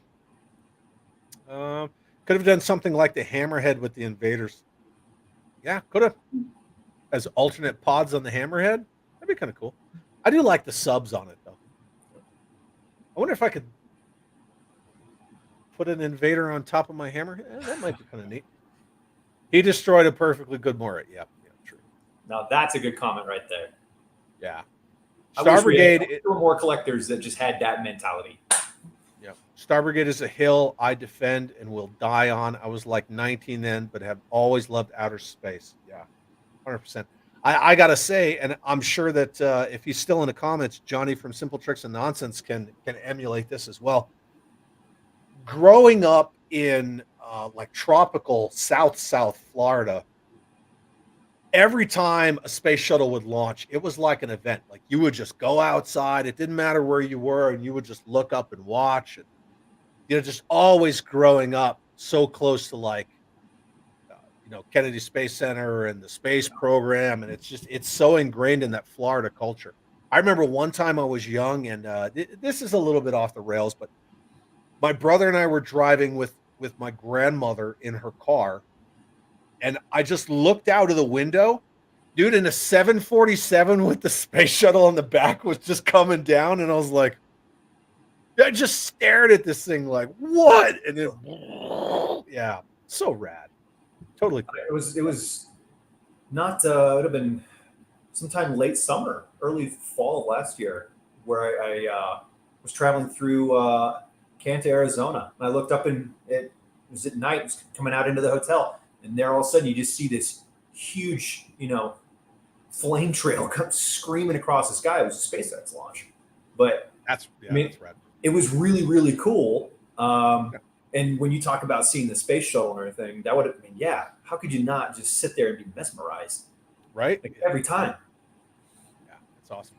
And then World Made of Cardboard says, I could see Invaders attaching to the Defiant or the Crusader like TIE Fighters attaching to the Falcon. Yeah. Patrick was 13 in 93. Really? I figured you were my age, man. Photo Viper, shameless plug. My latest video features the Invader and Starfighter. Can you throw the link in here? I don't know if it'll let you. If you can, do it.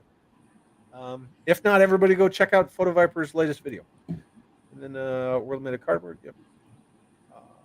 Both of these are neat, and I like them. There you go. I like them both. I will say I like the Invader better, just because of the environment that it operates in. I think it lends to the vehicle's design a little better. That's it. It looks like they upgraded the weapons just a little bit too. Yeah. Military, space, dinosaurs, monsters, muscle cars, and wrestling.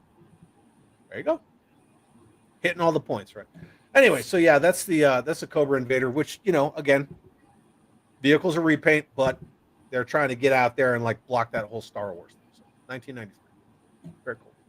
And then here's another repaint, but again, it works. Yep. Right. So the original was 1988 Cobra Stellar Stiletto, right? So Stellar. There you go. So it only makes sense that they make it the Joe Starfighter with another version of sci-fi. I don't know why they just didn't. Sci-fi fits in. Why didn't they make him lime green again? It'd be a good contrast to the white vehicle. Whatever. And then thank you, Zazel. He says, don't forget to hit that like button. Nick and I would really appreciate it, as would the YouTube algorithm, which doesn't like anybody because it's an evil robot. Bratz car in space. Oh, good Lord. Here we go. Now we're talking about Bratz cars again. Nope. So, yeah, Starfighter. And there's the original, which is the Stellar Stiletto, which came with the Star Viper. I know Lilith made a comment about Star Viper. So there you go, Lilith. There's your Star Viper. And his hand's in a very awkward pose. That, you know, it's a little awkward. It's a little on the nose there. You know what I mean? I don't know what he's doing. Yeah, we're just going to say he's waving, right? He's like, hi. He was fighting for space Rome. It was. Yeah. And then I'm okay. Reuse look good. Yeah, absolutely. Here's a good comment right here.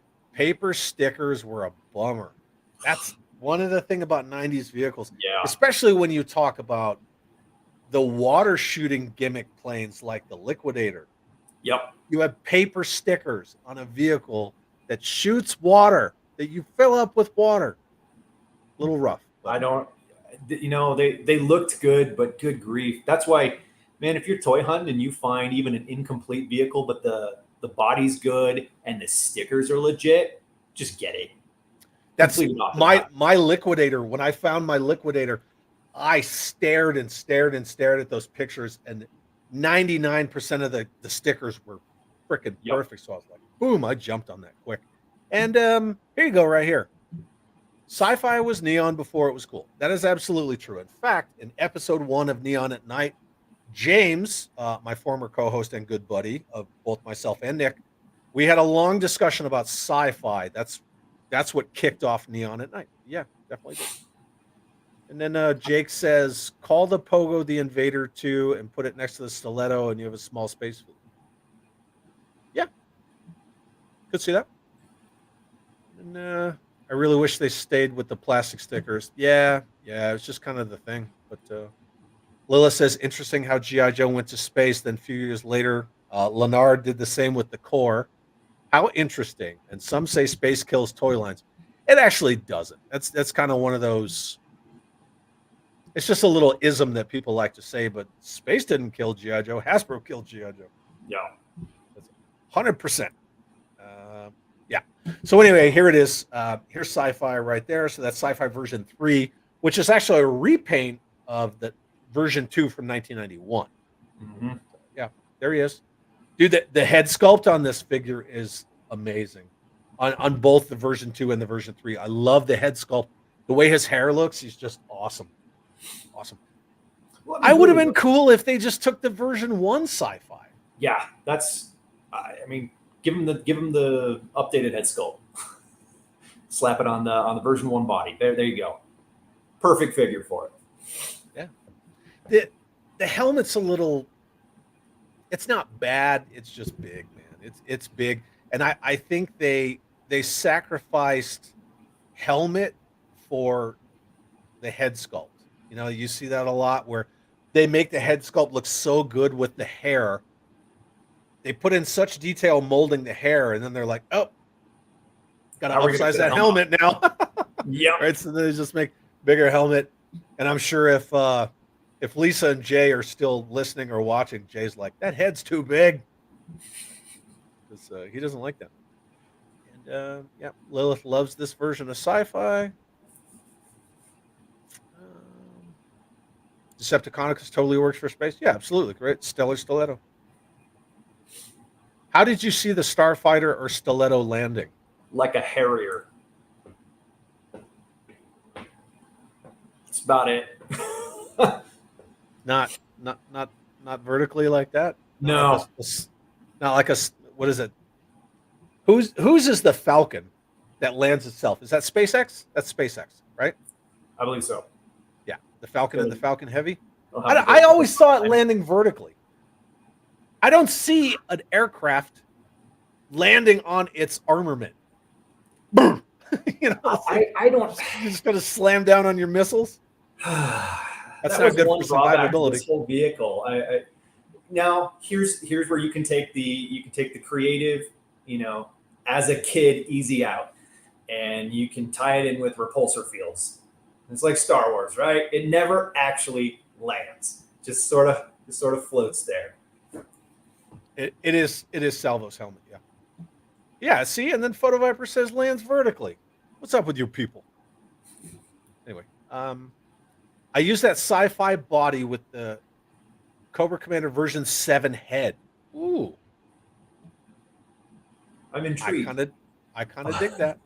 I do. I kind of dig that. And then the World Made of Cardboard. I don't remember. Do the instructions say what to do with the helmet?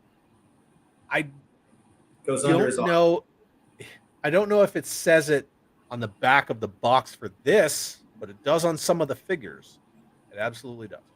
So yeah. Anyway, and then I don't know.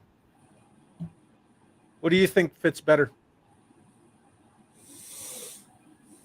I kind of dig the red, to be honest. I wish they would have maybe done a different color scheme for the '90s release. Perfect kamikaze landing. I like the red. If you've not used all your armaments, you've done something wrong, or you're in an environment that is not target rich. Because I was going to say we don't just go out firing everything that we have, but target rich. I will say there were a few times in a certain country that I spent a long time in that I enjoyed but didn't enjoy. Carrying an AT-4 and you know, it's an 84 millimeter heat rocket, right? Carrying an AT-4, and they're heavy, man. They're heavy. So sometimes you would just, you know, find a reason to have to fire that rocket, and then you know, you just had the empty launcher, and it's that much lighter. So you know, you just have a plastic tube. So I won't argue that. Without that spring launcher, it can land like a traditional plane. Whatever your head cannon tells you. It doesn't really have landing gear though. I was going to say even on the that's kind the of the discussion, right? No. Yeah. Even on the original, there's really no gear or struts down there. Yeah, it's just the original just has that pew pew on the front. Yeah. They would look awesome in a dogfight against each other. Yeah, I 100% agree. The one thing I will give the Stellar Stiletto, the original, the Cobra one from 1988. Red, when we see red on vehicles, it visually tells us this is fast. So when you look at the red one and you see that freaking engine on the back, you automatically think, oh, the red one, man, because that thing's just got a tear ass. But, you know, it's the same vehicle. I think they both work. I really like the fact that Joe started tying in a lot of blue into, you saw it a lot with the Defiant, and then you see it here with the Starfighter. You also see it on figures, you know, pops of blue, lots of blue, because blue, even though visually blue is such a Cobra color, but it's also a NASA color. and they very smartly were like, oh, we're going to start working in some blue. Mhm. Yeah, I really liked it. And then Brandon likes the red one, likes the Stellar Stiletto, and then both are awesome. Dogfight in space, yeah, 100%. Starfighter needs the laser gun instead of the launcher. Well, 90s. There you go. You get 90s, you're going to get spring-loaded missile launchers, and that's just how it went, because that's how kids played in the 90s, right? I always thought starfighters were not transatmospheric, therefore they never landed. That's actually a good argument. What do you say, tinfoil hat? They just land on their missiles like a Harrier? No, I again, I'm going to go with the Star Wars-esque repulsor field technology.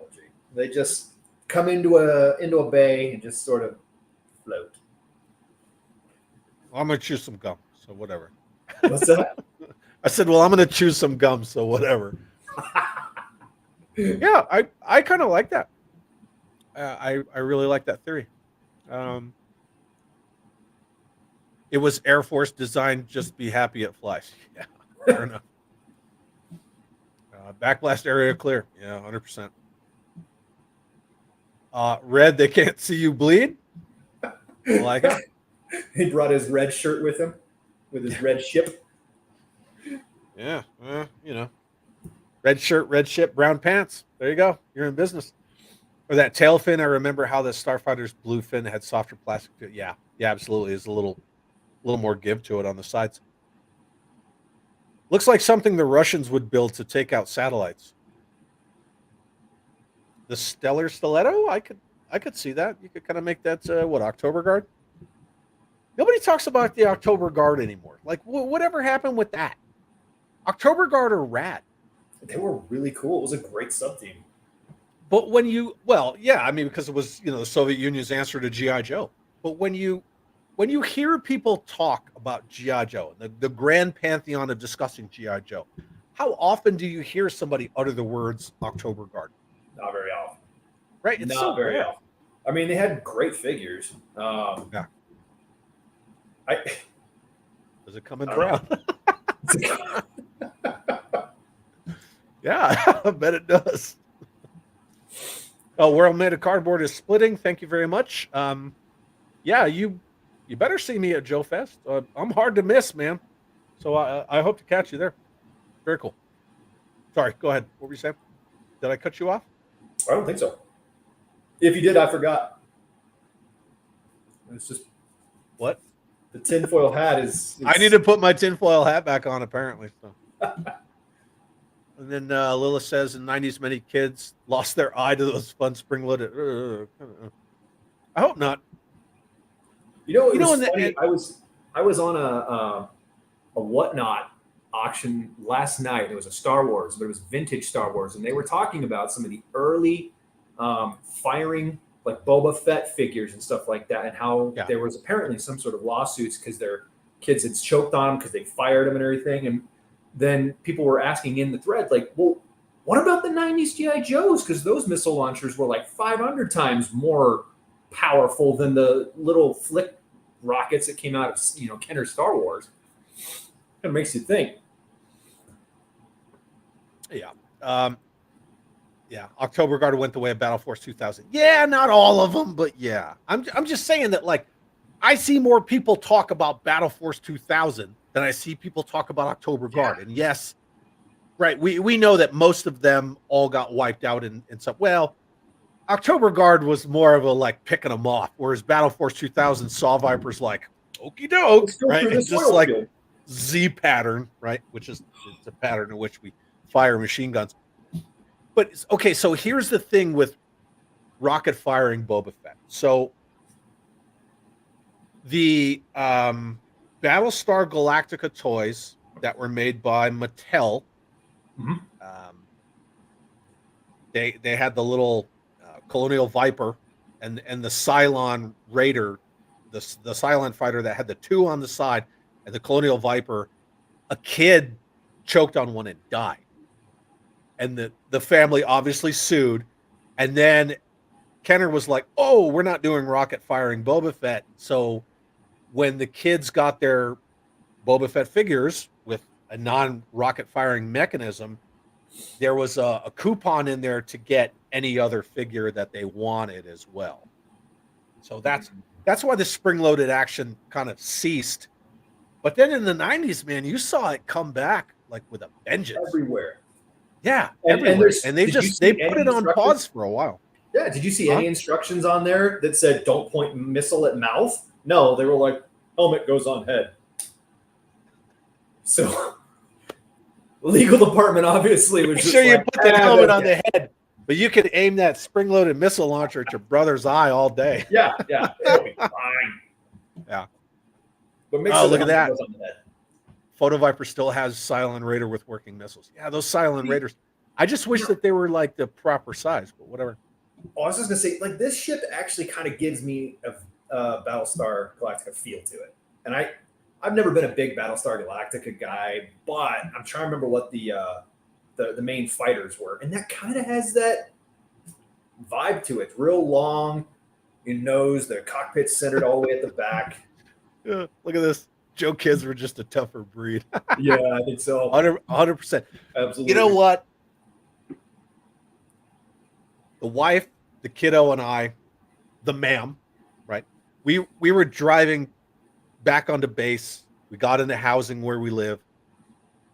And I saw this boy walking down the sidewalk, and he was in his little Army combat uniform, right? Because it was our old UCP pattern. And he had the frickin' little kid patrol cap on, and it was like a legit kid's uniform. Sure. And he was walking with, the orange tip, like an M4. And this kid, this was yesterday. He was so proud of himself. Yep. Just to see this kid, and he's like marching down the sidewalk, and I was like, yes.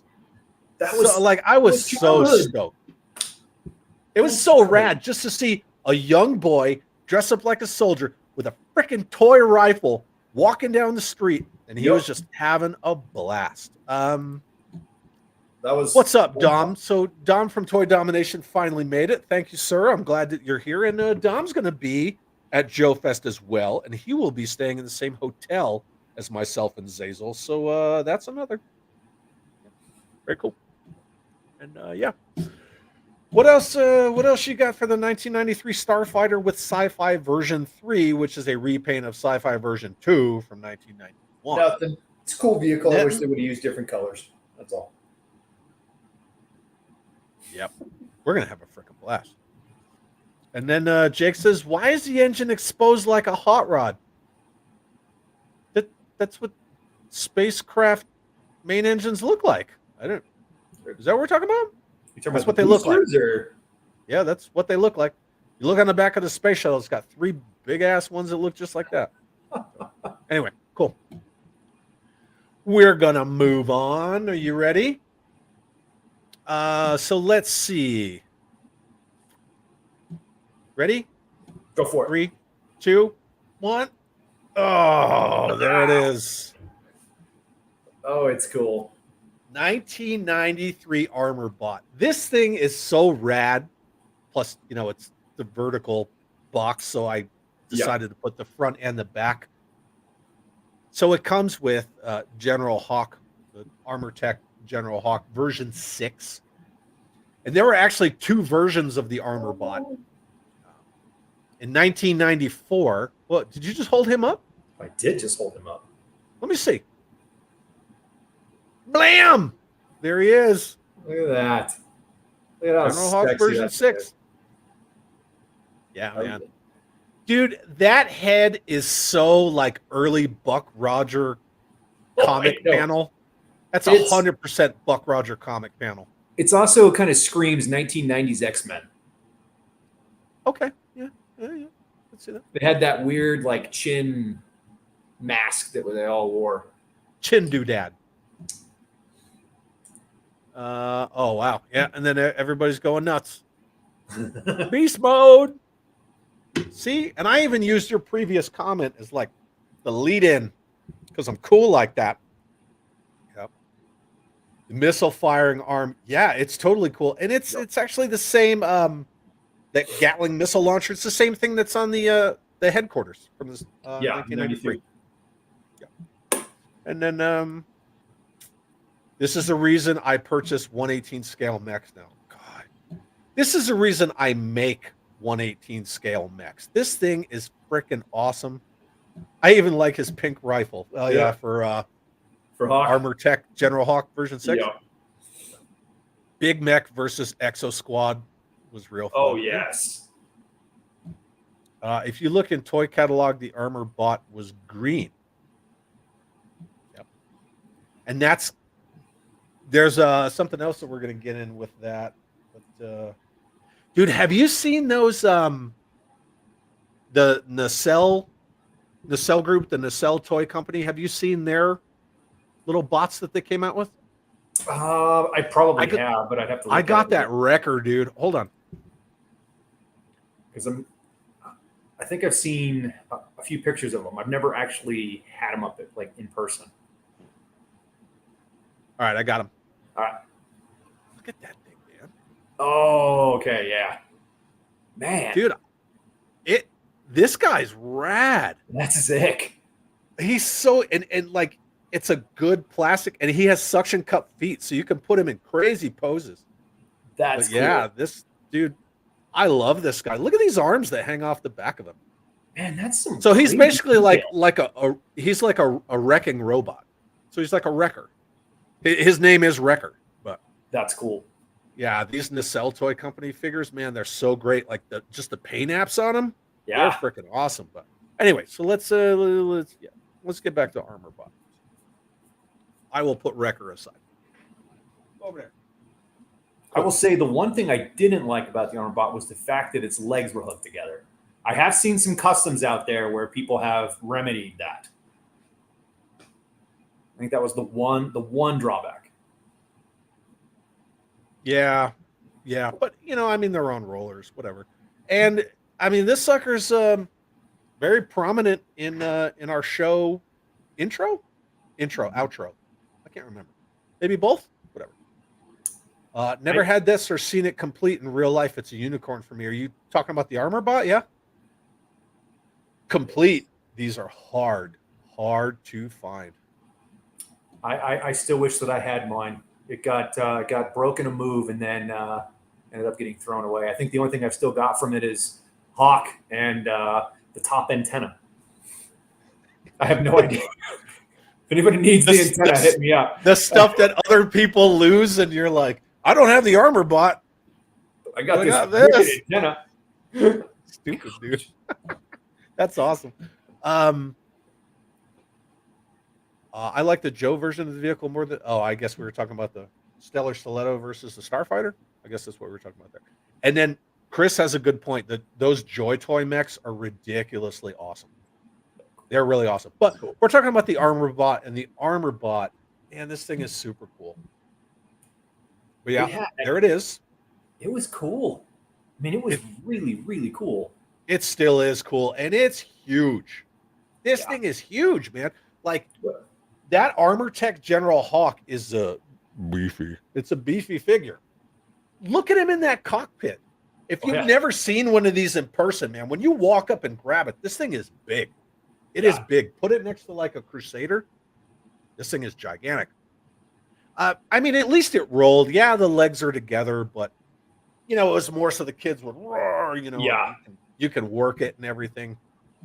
The thing was armed to the teeth. That's what I loved about it. I mean, it's got a chin gun. This almost kind of has the with that big chin gun and everything. It almost has the like Metal Gear Rex kind of feel to it. Just a little bit more spaced out. But that's always kind of reminded me of. Okay, yeah, I could see that. Do you think that maybe the chin gun was a little inspired by ATST, by Chicken Walker? Yeah, I wouldn't be surprised. Again, you kind of wonder how many of the little features and things that they put on Star Brigade was kind of just the Hasbro team sticking their middle finger up at Kenner. Yeah. Putting their thumb in their eye. Got a chin gun? Well, we got a chin gun too. Look at this thing. So David Allen is looking for some armor bot parts if anybody's holding. Do you need an antenna? Well, I believe I have an antenna. Yep, that's how we do, right? We're just hooking it up, man. Dale brought his brown pants. Cool. Because this thing's so rad that you crapped them or what?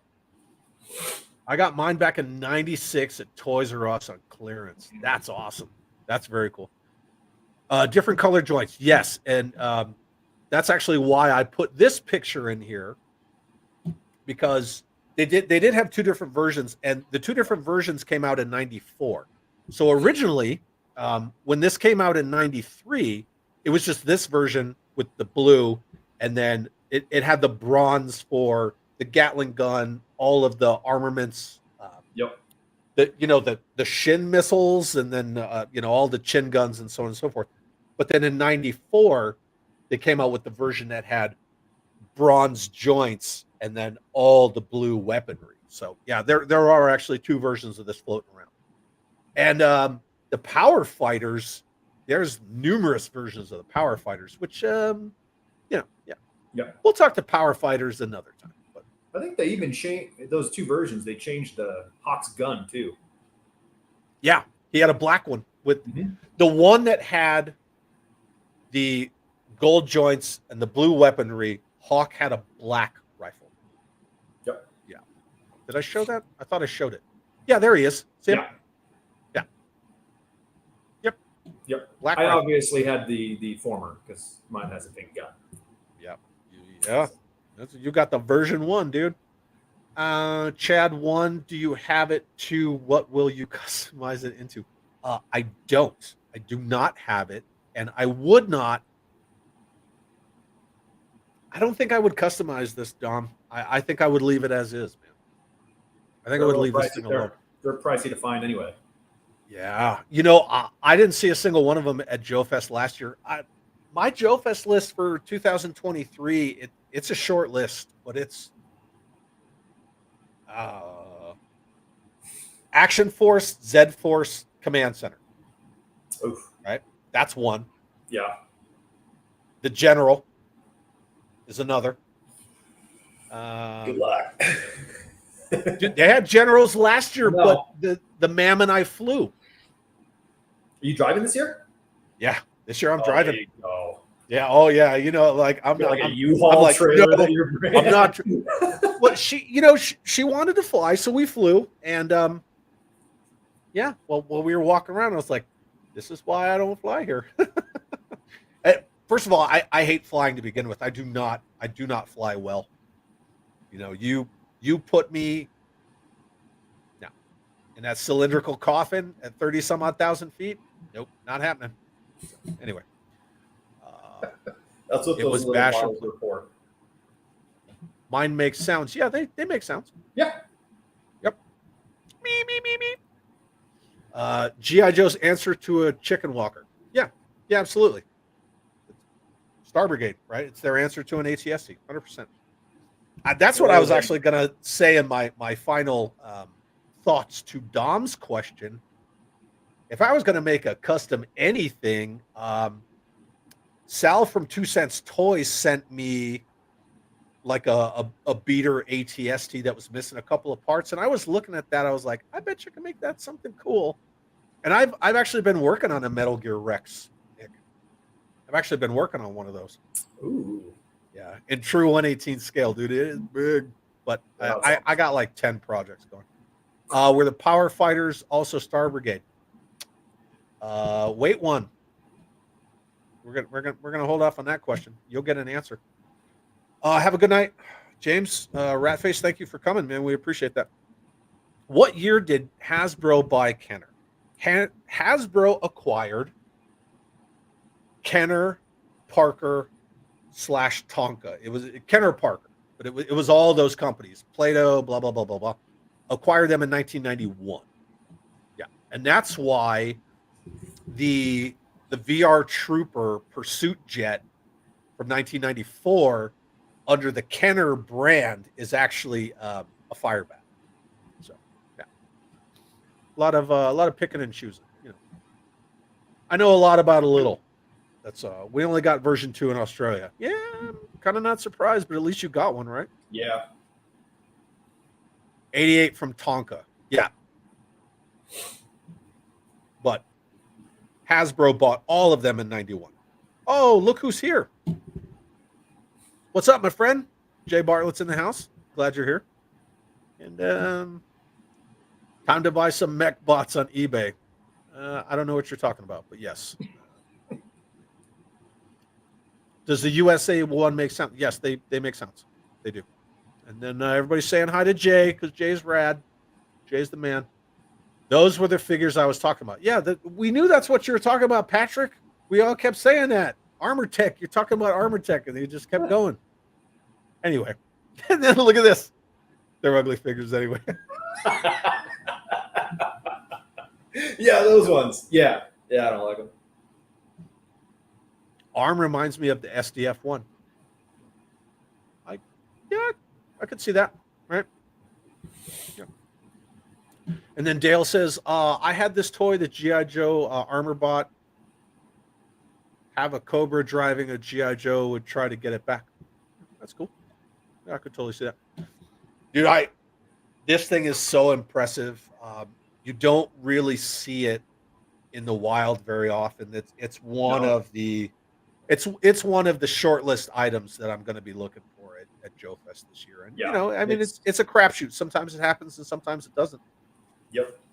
I went to a little toy show that's actually put on by this awesome store here where I live called Yo Toys, which is where I got that carded Headhunter Stormtrooper for like, I don't want to say dirt cheap, but not expensive.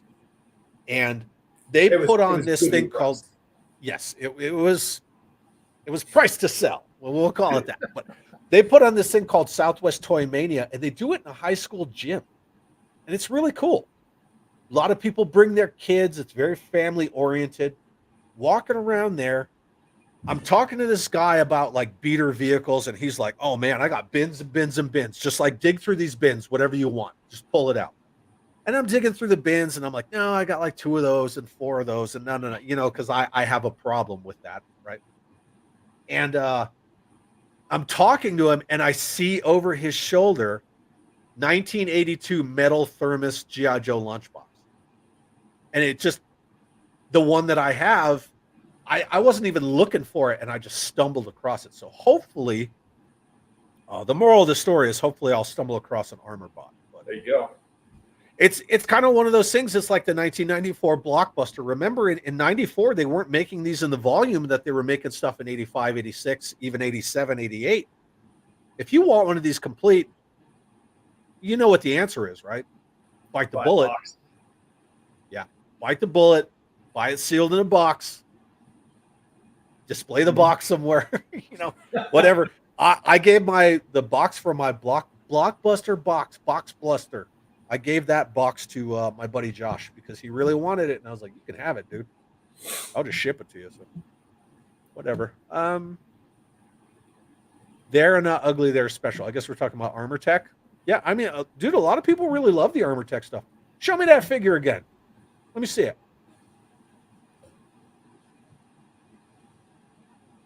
Dude, that figure's rad. Let's focus there. Yeah, that thing's really cool. I love him. Dude, that's so like Flash Gordon, Buck Rogers, especially that right there. Even with the little, like the little pads around his ears and stuff. Yeah, 100%. Yeah, they had some cool design elements to them. Yeah. And then, well, you know, it's all love letter throwback stuff, right? Like even this stuff where you could tell where they were taking inspiration from Star Wars, or maybe, you know, putting a thumb in their eye. It's all still love letter. And then Photo Viper says, best mech in Joe is the modern 25th, 30th with the Cyber Viper. You put the Gatling gun from the Rock Hiss. Yeah, very cool. I love all the Joe mech stuff, man. Yeah, like G.I. Joe and mechs and Exo Squad. I have a bunch of Exo Squad interspersed in my Joe collection. I love it. I wouldn't be surprised if Toy Domination has this giant robot also looks like something out of the Exo Squad. That was a cool cartoon. Yeah. Did you see the stream that he was on where he was wearing like a big cardboard box and he was like, I'm an E-frame, and he looked like a juice box? Did you see that? Dom, are you still here, dude? It was hilarious, man. It was so funny. He was like wearing this, because Dom's all about like props and funny stuff. He's a rad dude. And he's wearing this box.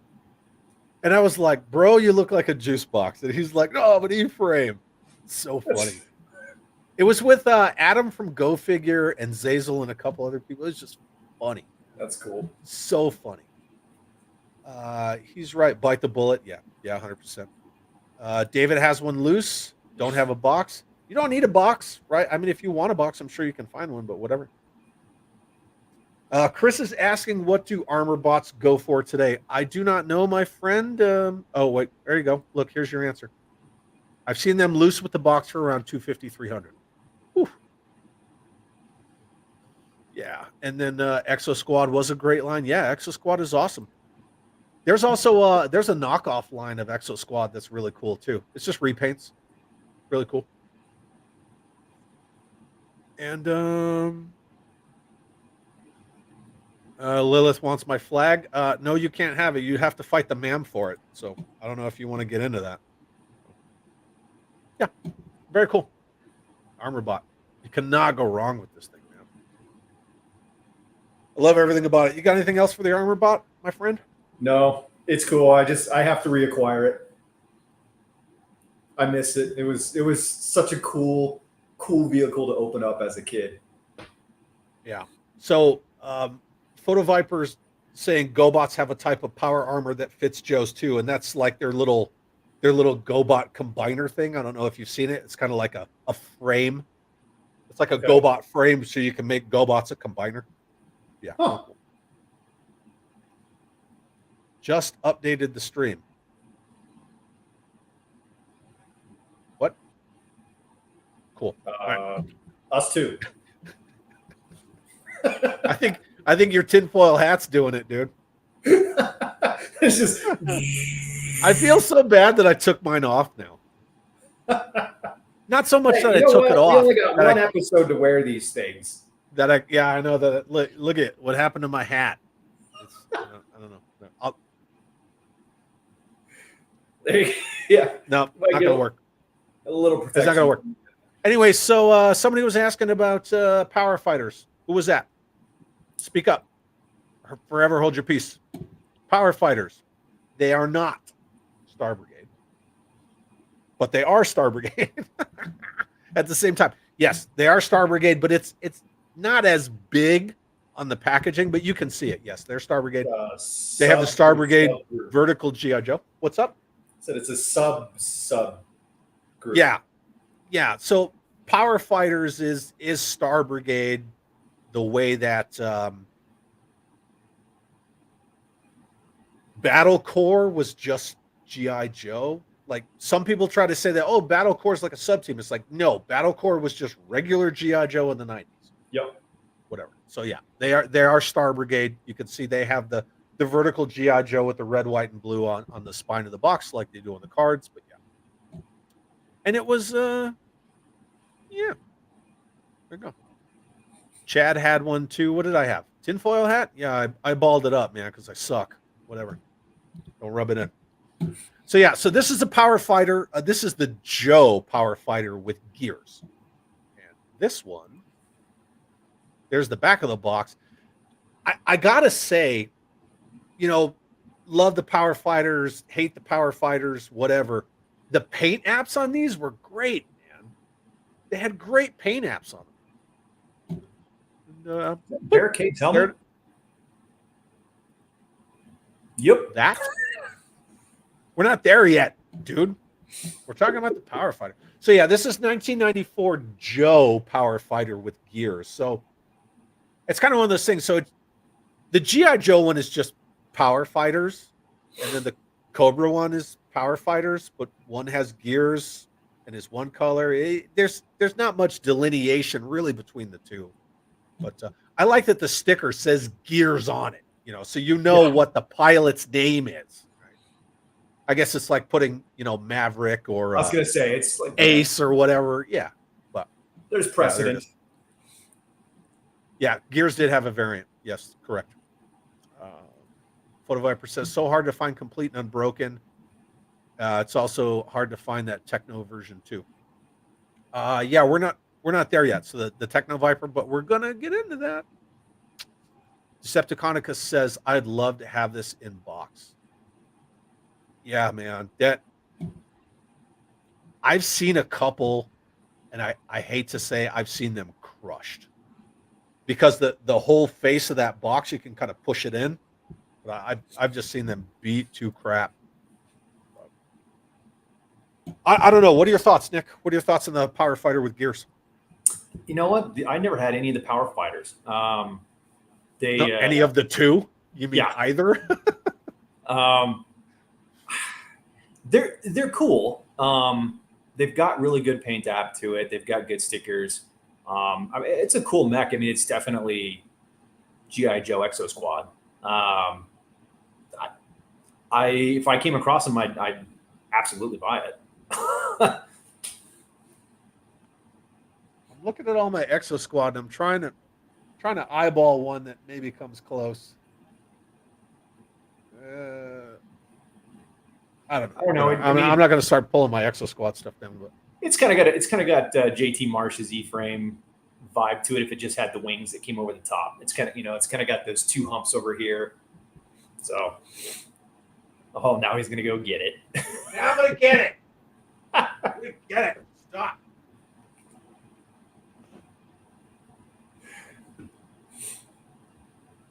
There you go.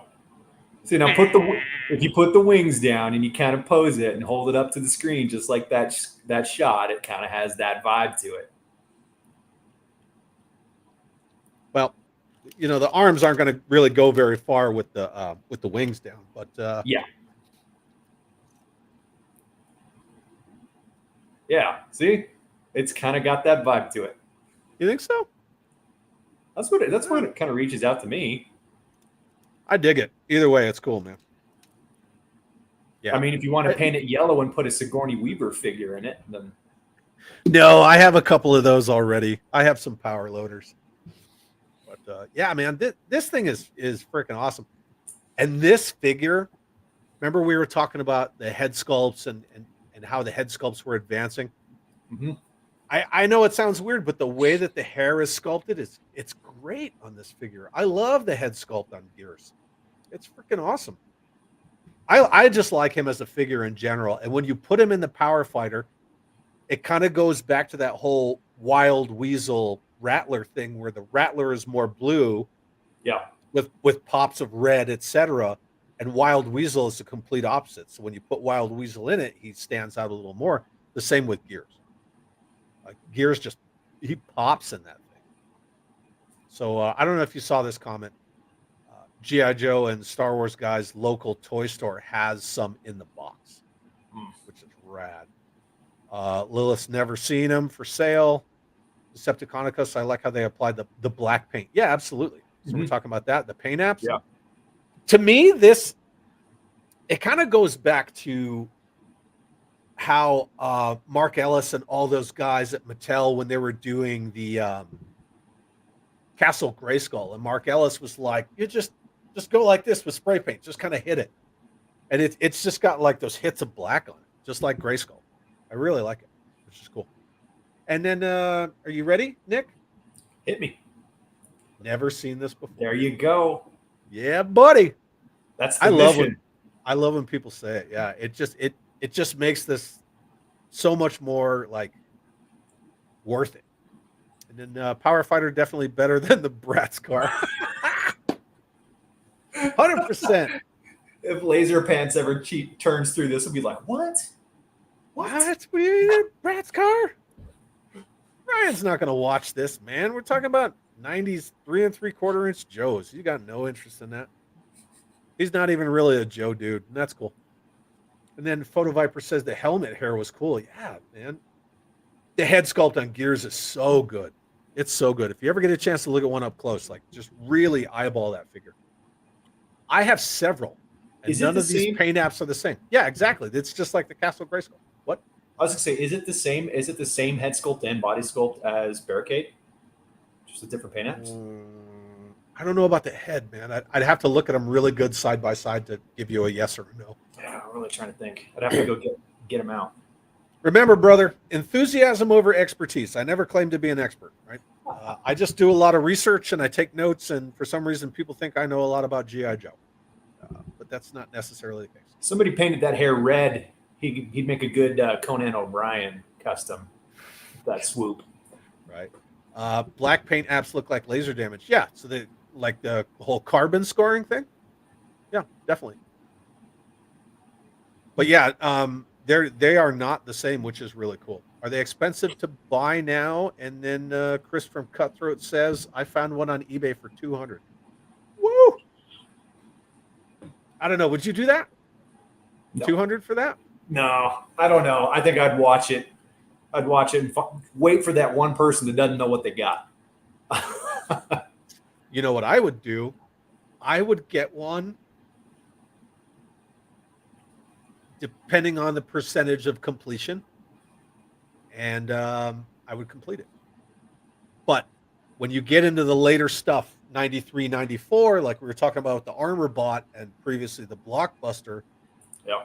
it doesn't mean you're going to be able to complete it. So you gotta do a little research and so on and so forth. Yeah. And then Will respects that hair swoosh. Can't go wrong with that, right? It's original head sculpt. Yeah. There you go. There's your answer. See you again. Right? Difficult to find in the wild. Yeah. Yep. They're not that easy to find. And so that's the Power Fighter with gears, and now we're going to look at the Power Fighter with the Techno Viper version 2. Interesting thing about this. So there are 3 versions of this particular Power Fighter. Not the Joe one with gears, but this one. The Cobra one with the Techno Viper version 2. There's for sure three versions. There's supposedly a 4th version with pink. And that's kind of has not been confirmed, but some sources say that they are out there. Oh, look at this. They are 200 loose and broken in Photo Viper's area. That's crazy. And then Decepticonica says offer 150. Whatever. Yeah. And then Dale says that's pretty cool. Always like Techno Viper. Yeah. So look at that. David Allen. I have the set. Techno Viper is great. So anyway, moving on. Like I said, there's definitely 3 versions. There's a supposed 4th version that's not necessarily confirmed. Look at the Techno Viper on the back of the packaging. Look at him on the file card, and then look at him next to the Power Fighter. What colors? He's purple, yellow, black, and silver, right? Yep. That is not what you got. There you go. Right. So this again is another one of those examples where, they take those pre-production, like just the mock-ups, the paint apps, whatever, and they were putting them on the package art. So on one side here we have the actual production figure in the bronze, and that like darker blue, kind of purplish. The helmet's pretty much the same, black and silver. And then on the other side, you have that like true purple and bright yellow, which is not the version that was actually released. Nope. So yeah, you definitely see the difference there. And again, just later Joe stuff, that's just kind of how they were rolling. But that's the front of the box.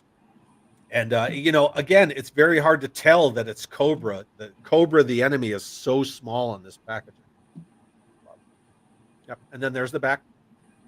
Again, with the pre-production colorways on the Techno Viper version 2. And then here's 2 different versions of it. So these both came out in the same year, and you can clearly see the difference between the 2. Yeah. And then Photo Viper says, I need that bronze Techno Viper. Then Decepticonica says the purple and yellow is the business. Right? I don't know. What do you think, Nick? Which one do you like better? I don't know. They're both pretty darn cool. The purple and yellow kind of gives off that Mindbender. What is it? Mindbender version 2, version 3? I can't remember. It's got the yellow and purple basically. Kind of has that same sort of vibe to it, but Yeah, I'm actually kind of stuck on this. Do you see this? I've seen the one with the pink accents. Can confirm. Very cool. Nice. I've I not really seen dig it. the helmet. I think that's the best part of the figure. The helmet? Yeah, Yeah. I like the helmet's built to that. I'm not trying to be devil's advocate, but I like both. I think both are rad. That purple and yellow one would look awesome in like a Mamba, even though the Mamba's, like that weird reddish. Yeah. Yeah. There's so many things you could throw this figure in, man. That's just awesome. I really like it. So, and then Cutthroat says the bronze one's better. I don't know. I like them both. I like them both. I think that you could find places for either or. Actually, the Techno Viper with the yellow and purple works pretty good, but the one that came out works well too. Yeah. I don't have a problem with the colors that they chose. I was just pointing out the fact that that's not what you got. That's all. It's just kind of good. And just But again, I gotta agree with this. Just a big fan of purple. I love Cobra using purple. Anyway, go ahead, interject. What do you got? Oh, I was just going to say, I can't remember what time the show that you were running up back to back to is. 22 minutes ago. Okay. I'm sorry. I try to keep it shorter, man, but I like to talk to the chat. I know. Yeah. I will apologize to the Helidope guys, but yeah, I'm sorry. It is what it is. And yeah, so that's there's two of the different versions of the Cobra Power Fighter, and I'm not gonna hurry now, but that's where we're living. And then there's the production and the pre-production versions of the Techno Viper. So very cool. You got anything else for this bad boy? Nope. Right there. You covered it. I really like the Cobra one. I like that he has that chainsaw arm. I just think that's rad. But for some reason, the Joe one jumps out at me more. The white with the the dirty black. I don't know. Mhm. It's a little more dynamic to me than black and purple missiles or whatever. But either way, I like them both. Have you seen the 2004 GI Joe defense mech with leather neck? It was a Joe size Exo Squad. Wait one.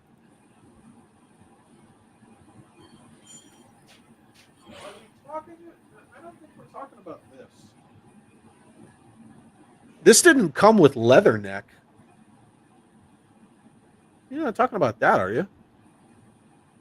No, not that. That didn't come with leather neck. But these mechs are rad. I love these mechs. There's a Joe one and a Cobra one. Very cool.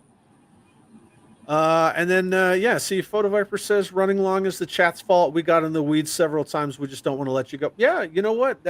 I think that's rad, man. I think you guys are all awesome. And then Jake says, no, that's not the one. I didn't think so. I would have to look it up. 2004 G.I. Joe Defense Mech. That's an O-ring figure, is it not? Oh, yeah, it would have to be because the modern construction didn't come out till 2007. I'll have to look that up. But thanks, Jake. Now I got something else that I got to go find and buy. So everybody go find that thing on eBay, and then you're gonna get in a bid war with me. So it'll be cool.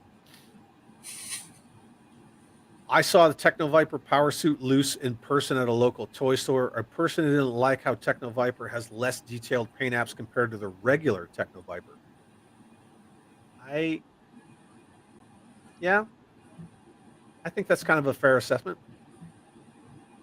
Either way, it's your opinion, so it's cool. I like the Cobra Metal robot more. Okay. G.I. Joe version of the Iron Mech. Thanks for making my day better, guys. Are you leaving? I don't know. That's a mech I was talking about, but the Red Cobra version. Yeah, I have the Red Cobra version. It's back there. I don't know. If you want me to go get it, let me know, but whatever. Yeah, these are Valor versus... No, these aren't Valor versus Venom.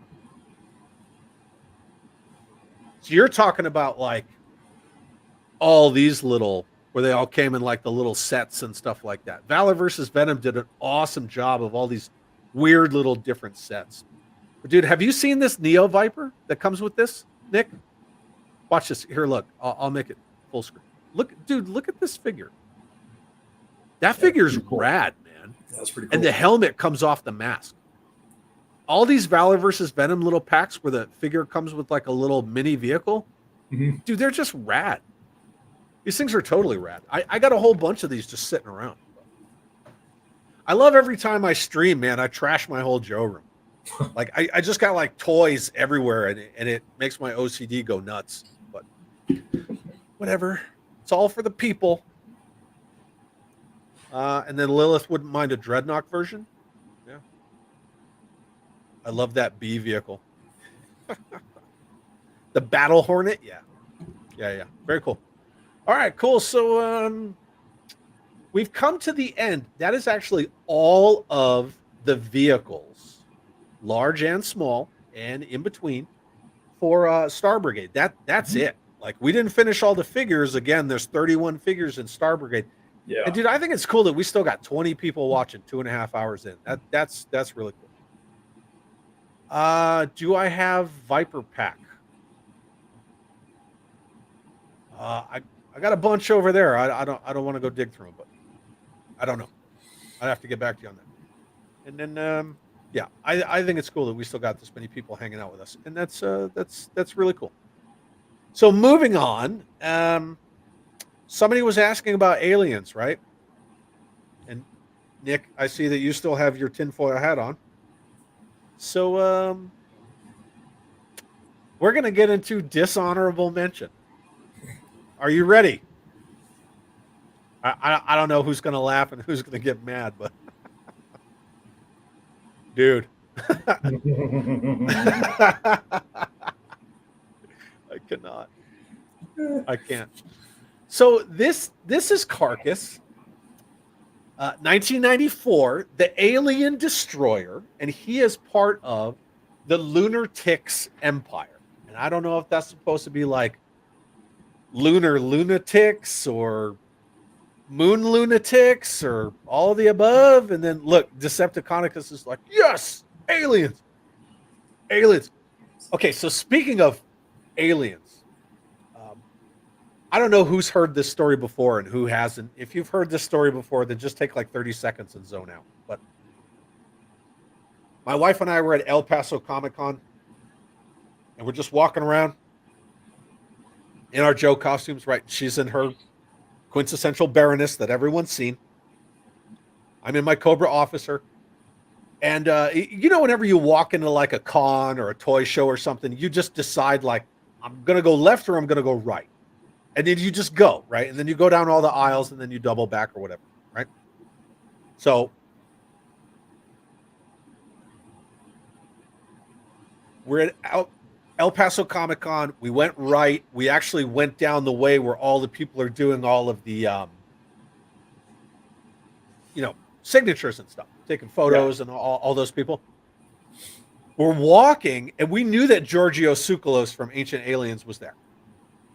And we're walking, and we see him, and he's talking to somebody, and I'm like, babe, there he is. He's right there.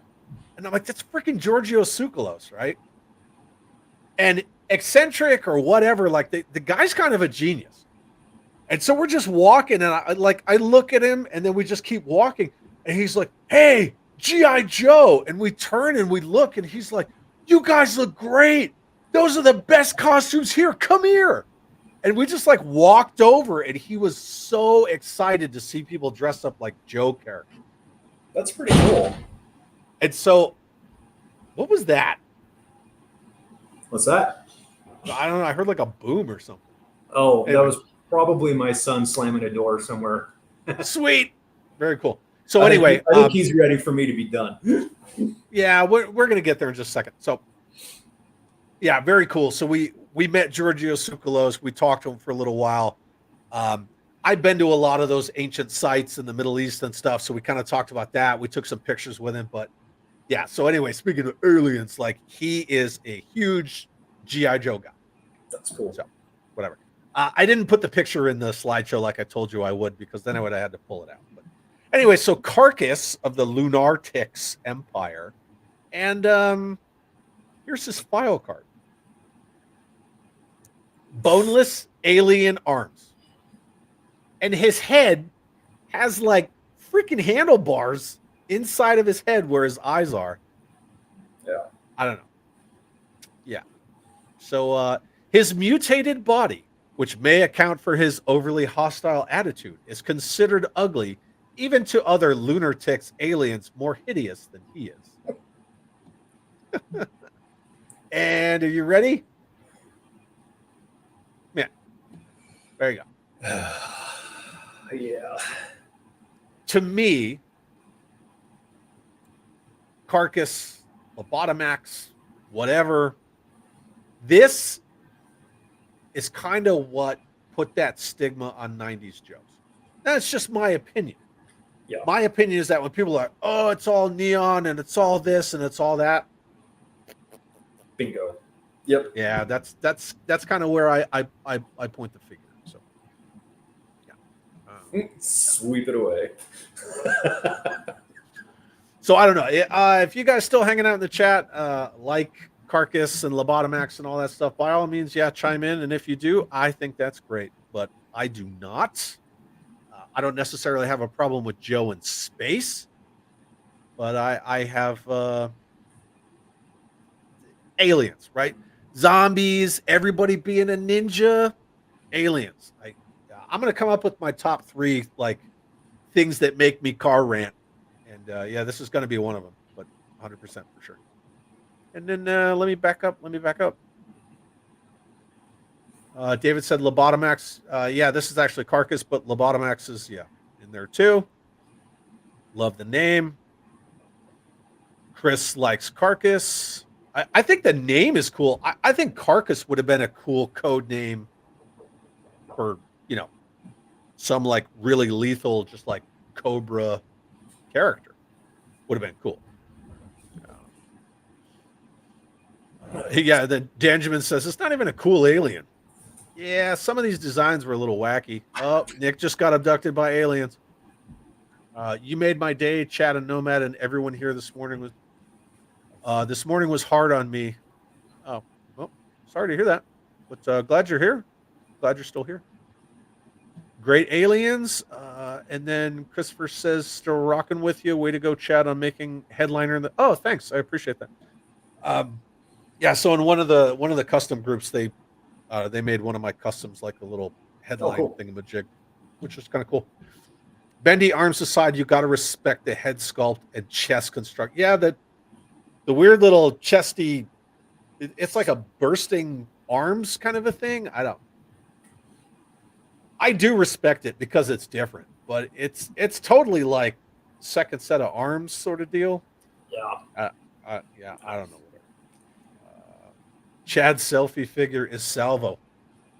100%. Yep. Patrick says the aliens are coming to get me. Yeah, man, because I balled up my tinfoil hat. Yep. Thank you. I appreciate that. And then this is how you alien with handlebar eyes. I mean, if you get into like a close quarters fight with him, you could always just grab him like that. But I'm sure they're like faster, stronger, bigger, and all that stuff. And then look at David said BS. They're awesome. Okay, yeah. Predacon. They should have kept True Military going at the same time so everyone would be pleased. This kind of goes back to what Nick was saying about 1995. So 95, they were going to just strip it all away. They were really leaning on that whole battle core thing. They still had some ninja stuff and this, that, and some of the sub-team business, but 95 was really going to lean back into the whole battle core, which in the 90s was the main G.I. Joe line. It was still a real American hero. And they were going to come out with that new version of the Killer Whale. So, yeah. 95, they were just going to kill it. But, suit and tie people that are really good with Excel documents decided that they needed to give G.I. Joe to the former Kenner people in Cincinnati, and then you got G.I. Joe Extreme. So, Yeah, we need a flamethrower. She wants to kill it with fire. That's cool. I think this is where G.I. Joe shot a rocket over the shark. Valid. Yeah, valid. Yeah, I'll give you that. And then look at ready. Hi. You can't unhear that. No, right? You can't unhear it. it worms its way into your like psyche. It's terrible. I still just throw that up just to be an a-hole. I still just toss that dude's face like. I still toss it up just to do it. Which reminds me, I need to repost my open forum side. He's got a scope. Yeah, he's got a scope. He puts his weapon. He holds out here. I love Zazel, man. He's so funny. Oh man, it's so good.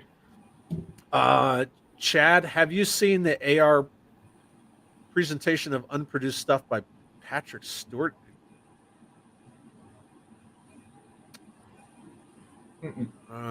Okay, so are we talking like Christopher McLeod? Chris? Because I know who Patrick Stewart is. If that's a Patrick, not Picard Stewart, is that the one we're talking about? My wife actually played a really sick prank on him at Joe Fest last year, which is hilarious. On Patrick, not Picard Stewart. Yeah, from that Full Force. Have you seen the AR presentation? No, I have not. So maybe I'll. If you're talking about Full Force, Chris McLeod and Patrick, let me know. He says yes. Okay, cool. I'll actually go check that out. I commented on the commercial on Pulse and they deleted it. They're deleting all sorts of people's comments, Patrick, because that's what we do these days. Yep. Sorry, not what we were talking about. Just saw a Cobra Bat for Star Brigade. Yeah, they do have the. I almost put the Armor Tech Battle Android Trooper in tonight's show, and I chose to not go down the Armor Tech route because Nick and I are going to talk about that on another episode. Yes? Yes. Cool. All right. So anyway, that's our dishonorable mention, which is 1994 Carcass of the Lunartix Empire. You got anything else for this dude? No.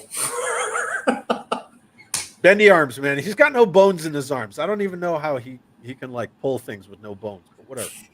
Yeah. It's all good. So we're going to move on to Community Spotlight, and the Community Spotlight is actually the 1990 to 94 G.I. Joe group that you and I belong to, that James actually started. And our buddy Danny Velasco actually made this for us. So if you see in the top right corner, it says Neon at Night. And he made this logo just for you and me. Cool. And, there's Zartan right there. He's hanging out. So I will actually, if anyone cares, if you don't care, that's fine. You can just ignore it. But I'm going to chuck that in the comments if anybody cares to check it out. So that's the 90 to 94 Facebook group. And Nick and I are always, we're pretty active in that group. And yeah, that's about it. And again, I need to apologize to the guys at Hella Dope's Toys because they had their live stream start 40 minutes ago, and I'm that guy, and I'm sorry, but here's the link if you guys want to go check it out because their show is really cool. Yeah, that's about it. But other than that, my good friend, got anything else? No. We managed to not get abducted. Nope. Thanks to you. I think we're good. I didn't do my part. It was near you. The foil ball was there. It was bouncing their signals off anyway. Yeah. Like, just get away. Yeah. Whatever. Very cool. Awesome, man. Well, hold on real quick. They deleted Australia when dealing with HasLab. Ugh. Yeah. So anyway, so Lila says it's a great Joe group. I tend to blabber on there. Everybody blabbers on there. That's what it's all do. But, and then Zazel says, "Yo, freaking Joe, another great episode. Welcome back, Neon at Night. Thank you very much, and it's good to be back, Nick. I know we had a little bit of a hiatus because you travel a lot for work, and I had some army work stuff going on, and I mean, life goes on, but we'll always be here. There you go. Cool. All right, my friend. Well, I appreciate you. You got anything else for the chat? No, thanks. Thanks for everybody hanging out. Yeah. We can't thank Good everybody conversation. enough for hanging out with us, and the chat always makes it fun, and that's what makes us enjoyable. So, yeah, very cool. Okay. Well, my friend, now I got to take that freaking comment off, because if I leave it on, it's gonna go nuts. And then Jake says, "Yo, Joe, both of you rock. Thank you very much." Thank you. Oh, look at this! Look at all this. Yep, great to see the '90s love. I love talking '90s stuff, dude. Did I show you that 30th anniversary figure that I got? Did you see it? I don't think so. You know what? We'll do an episode that's all those 30th. We'll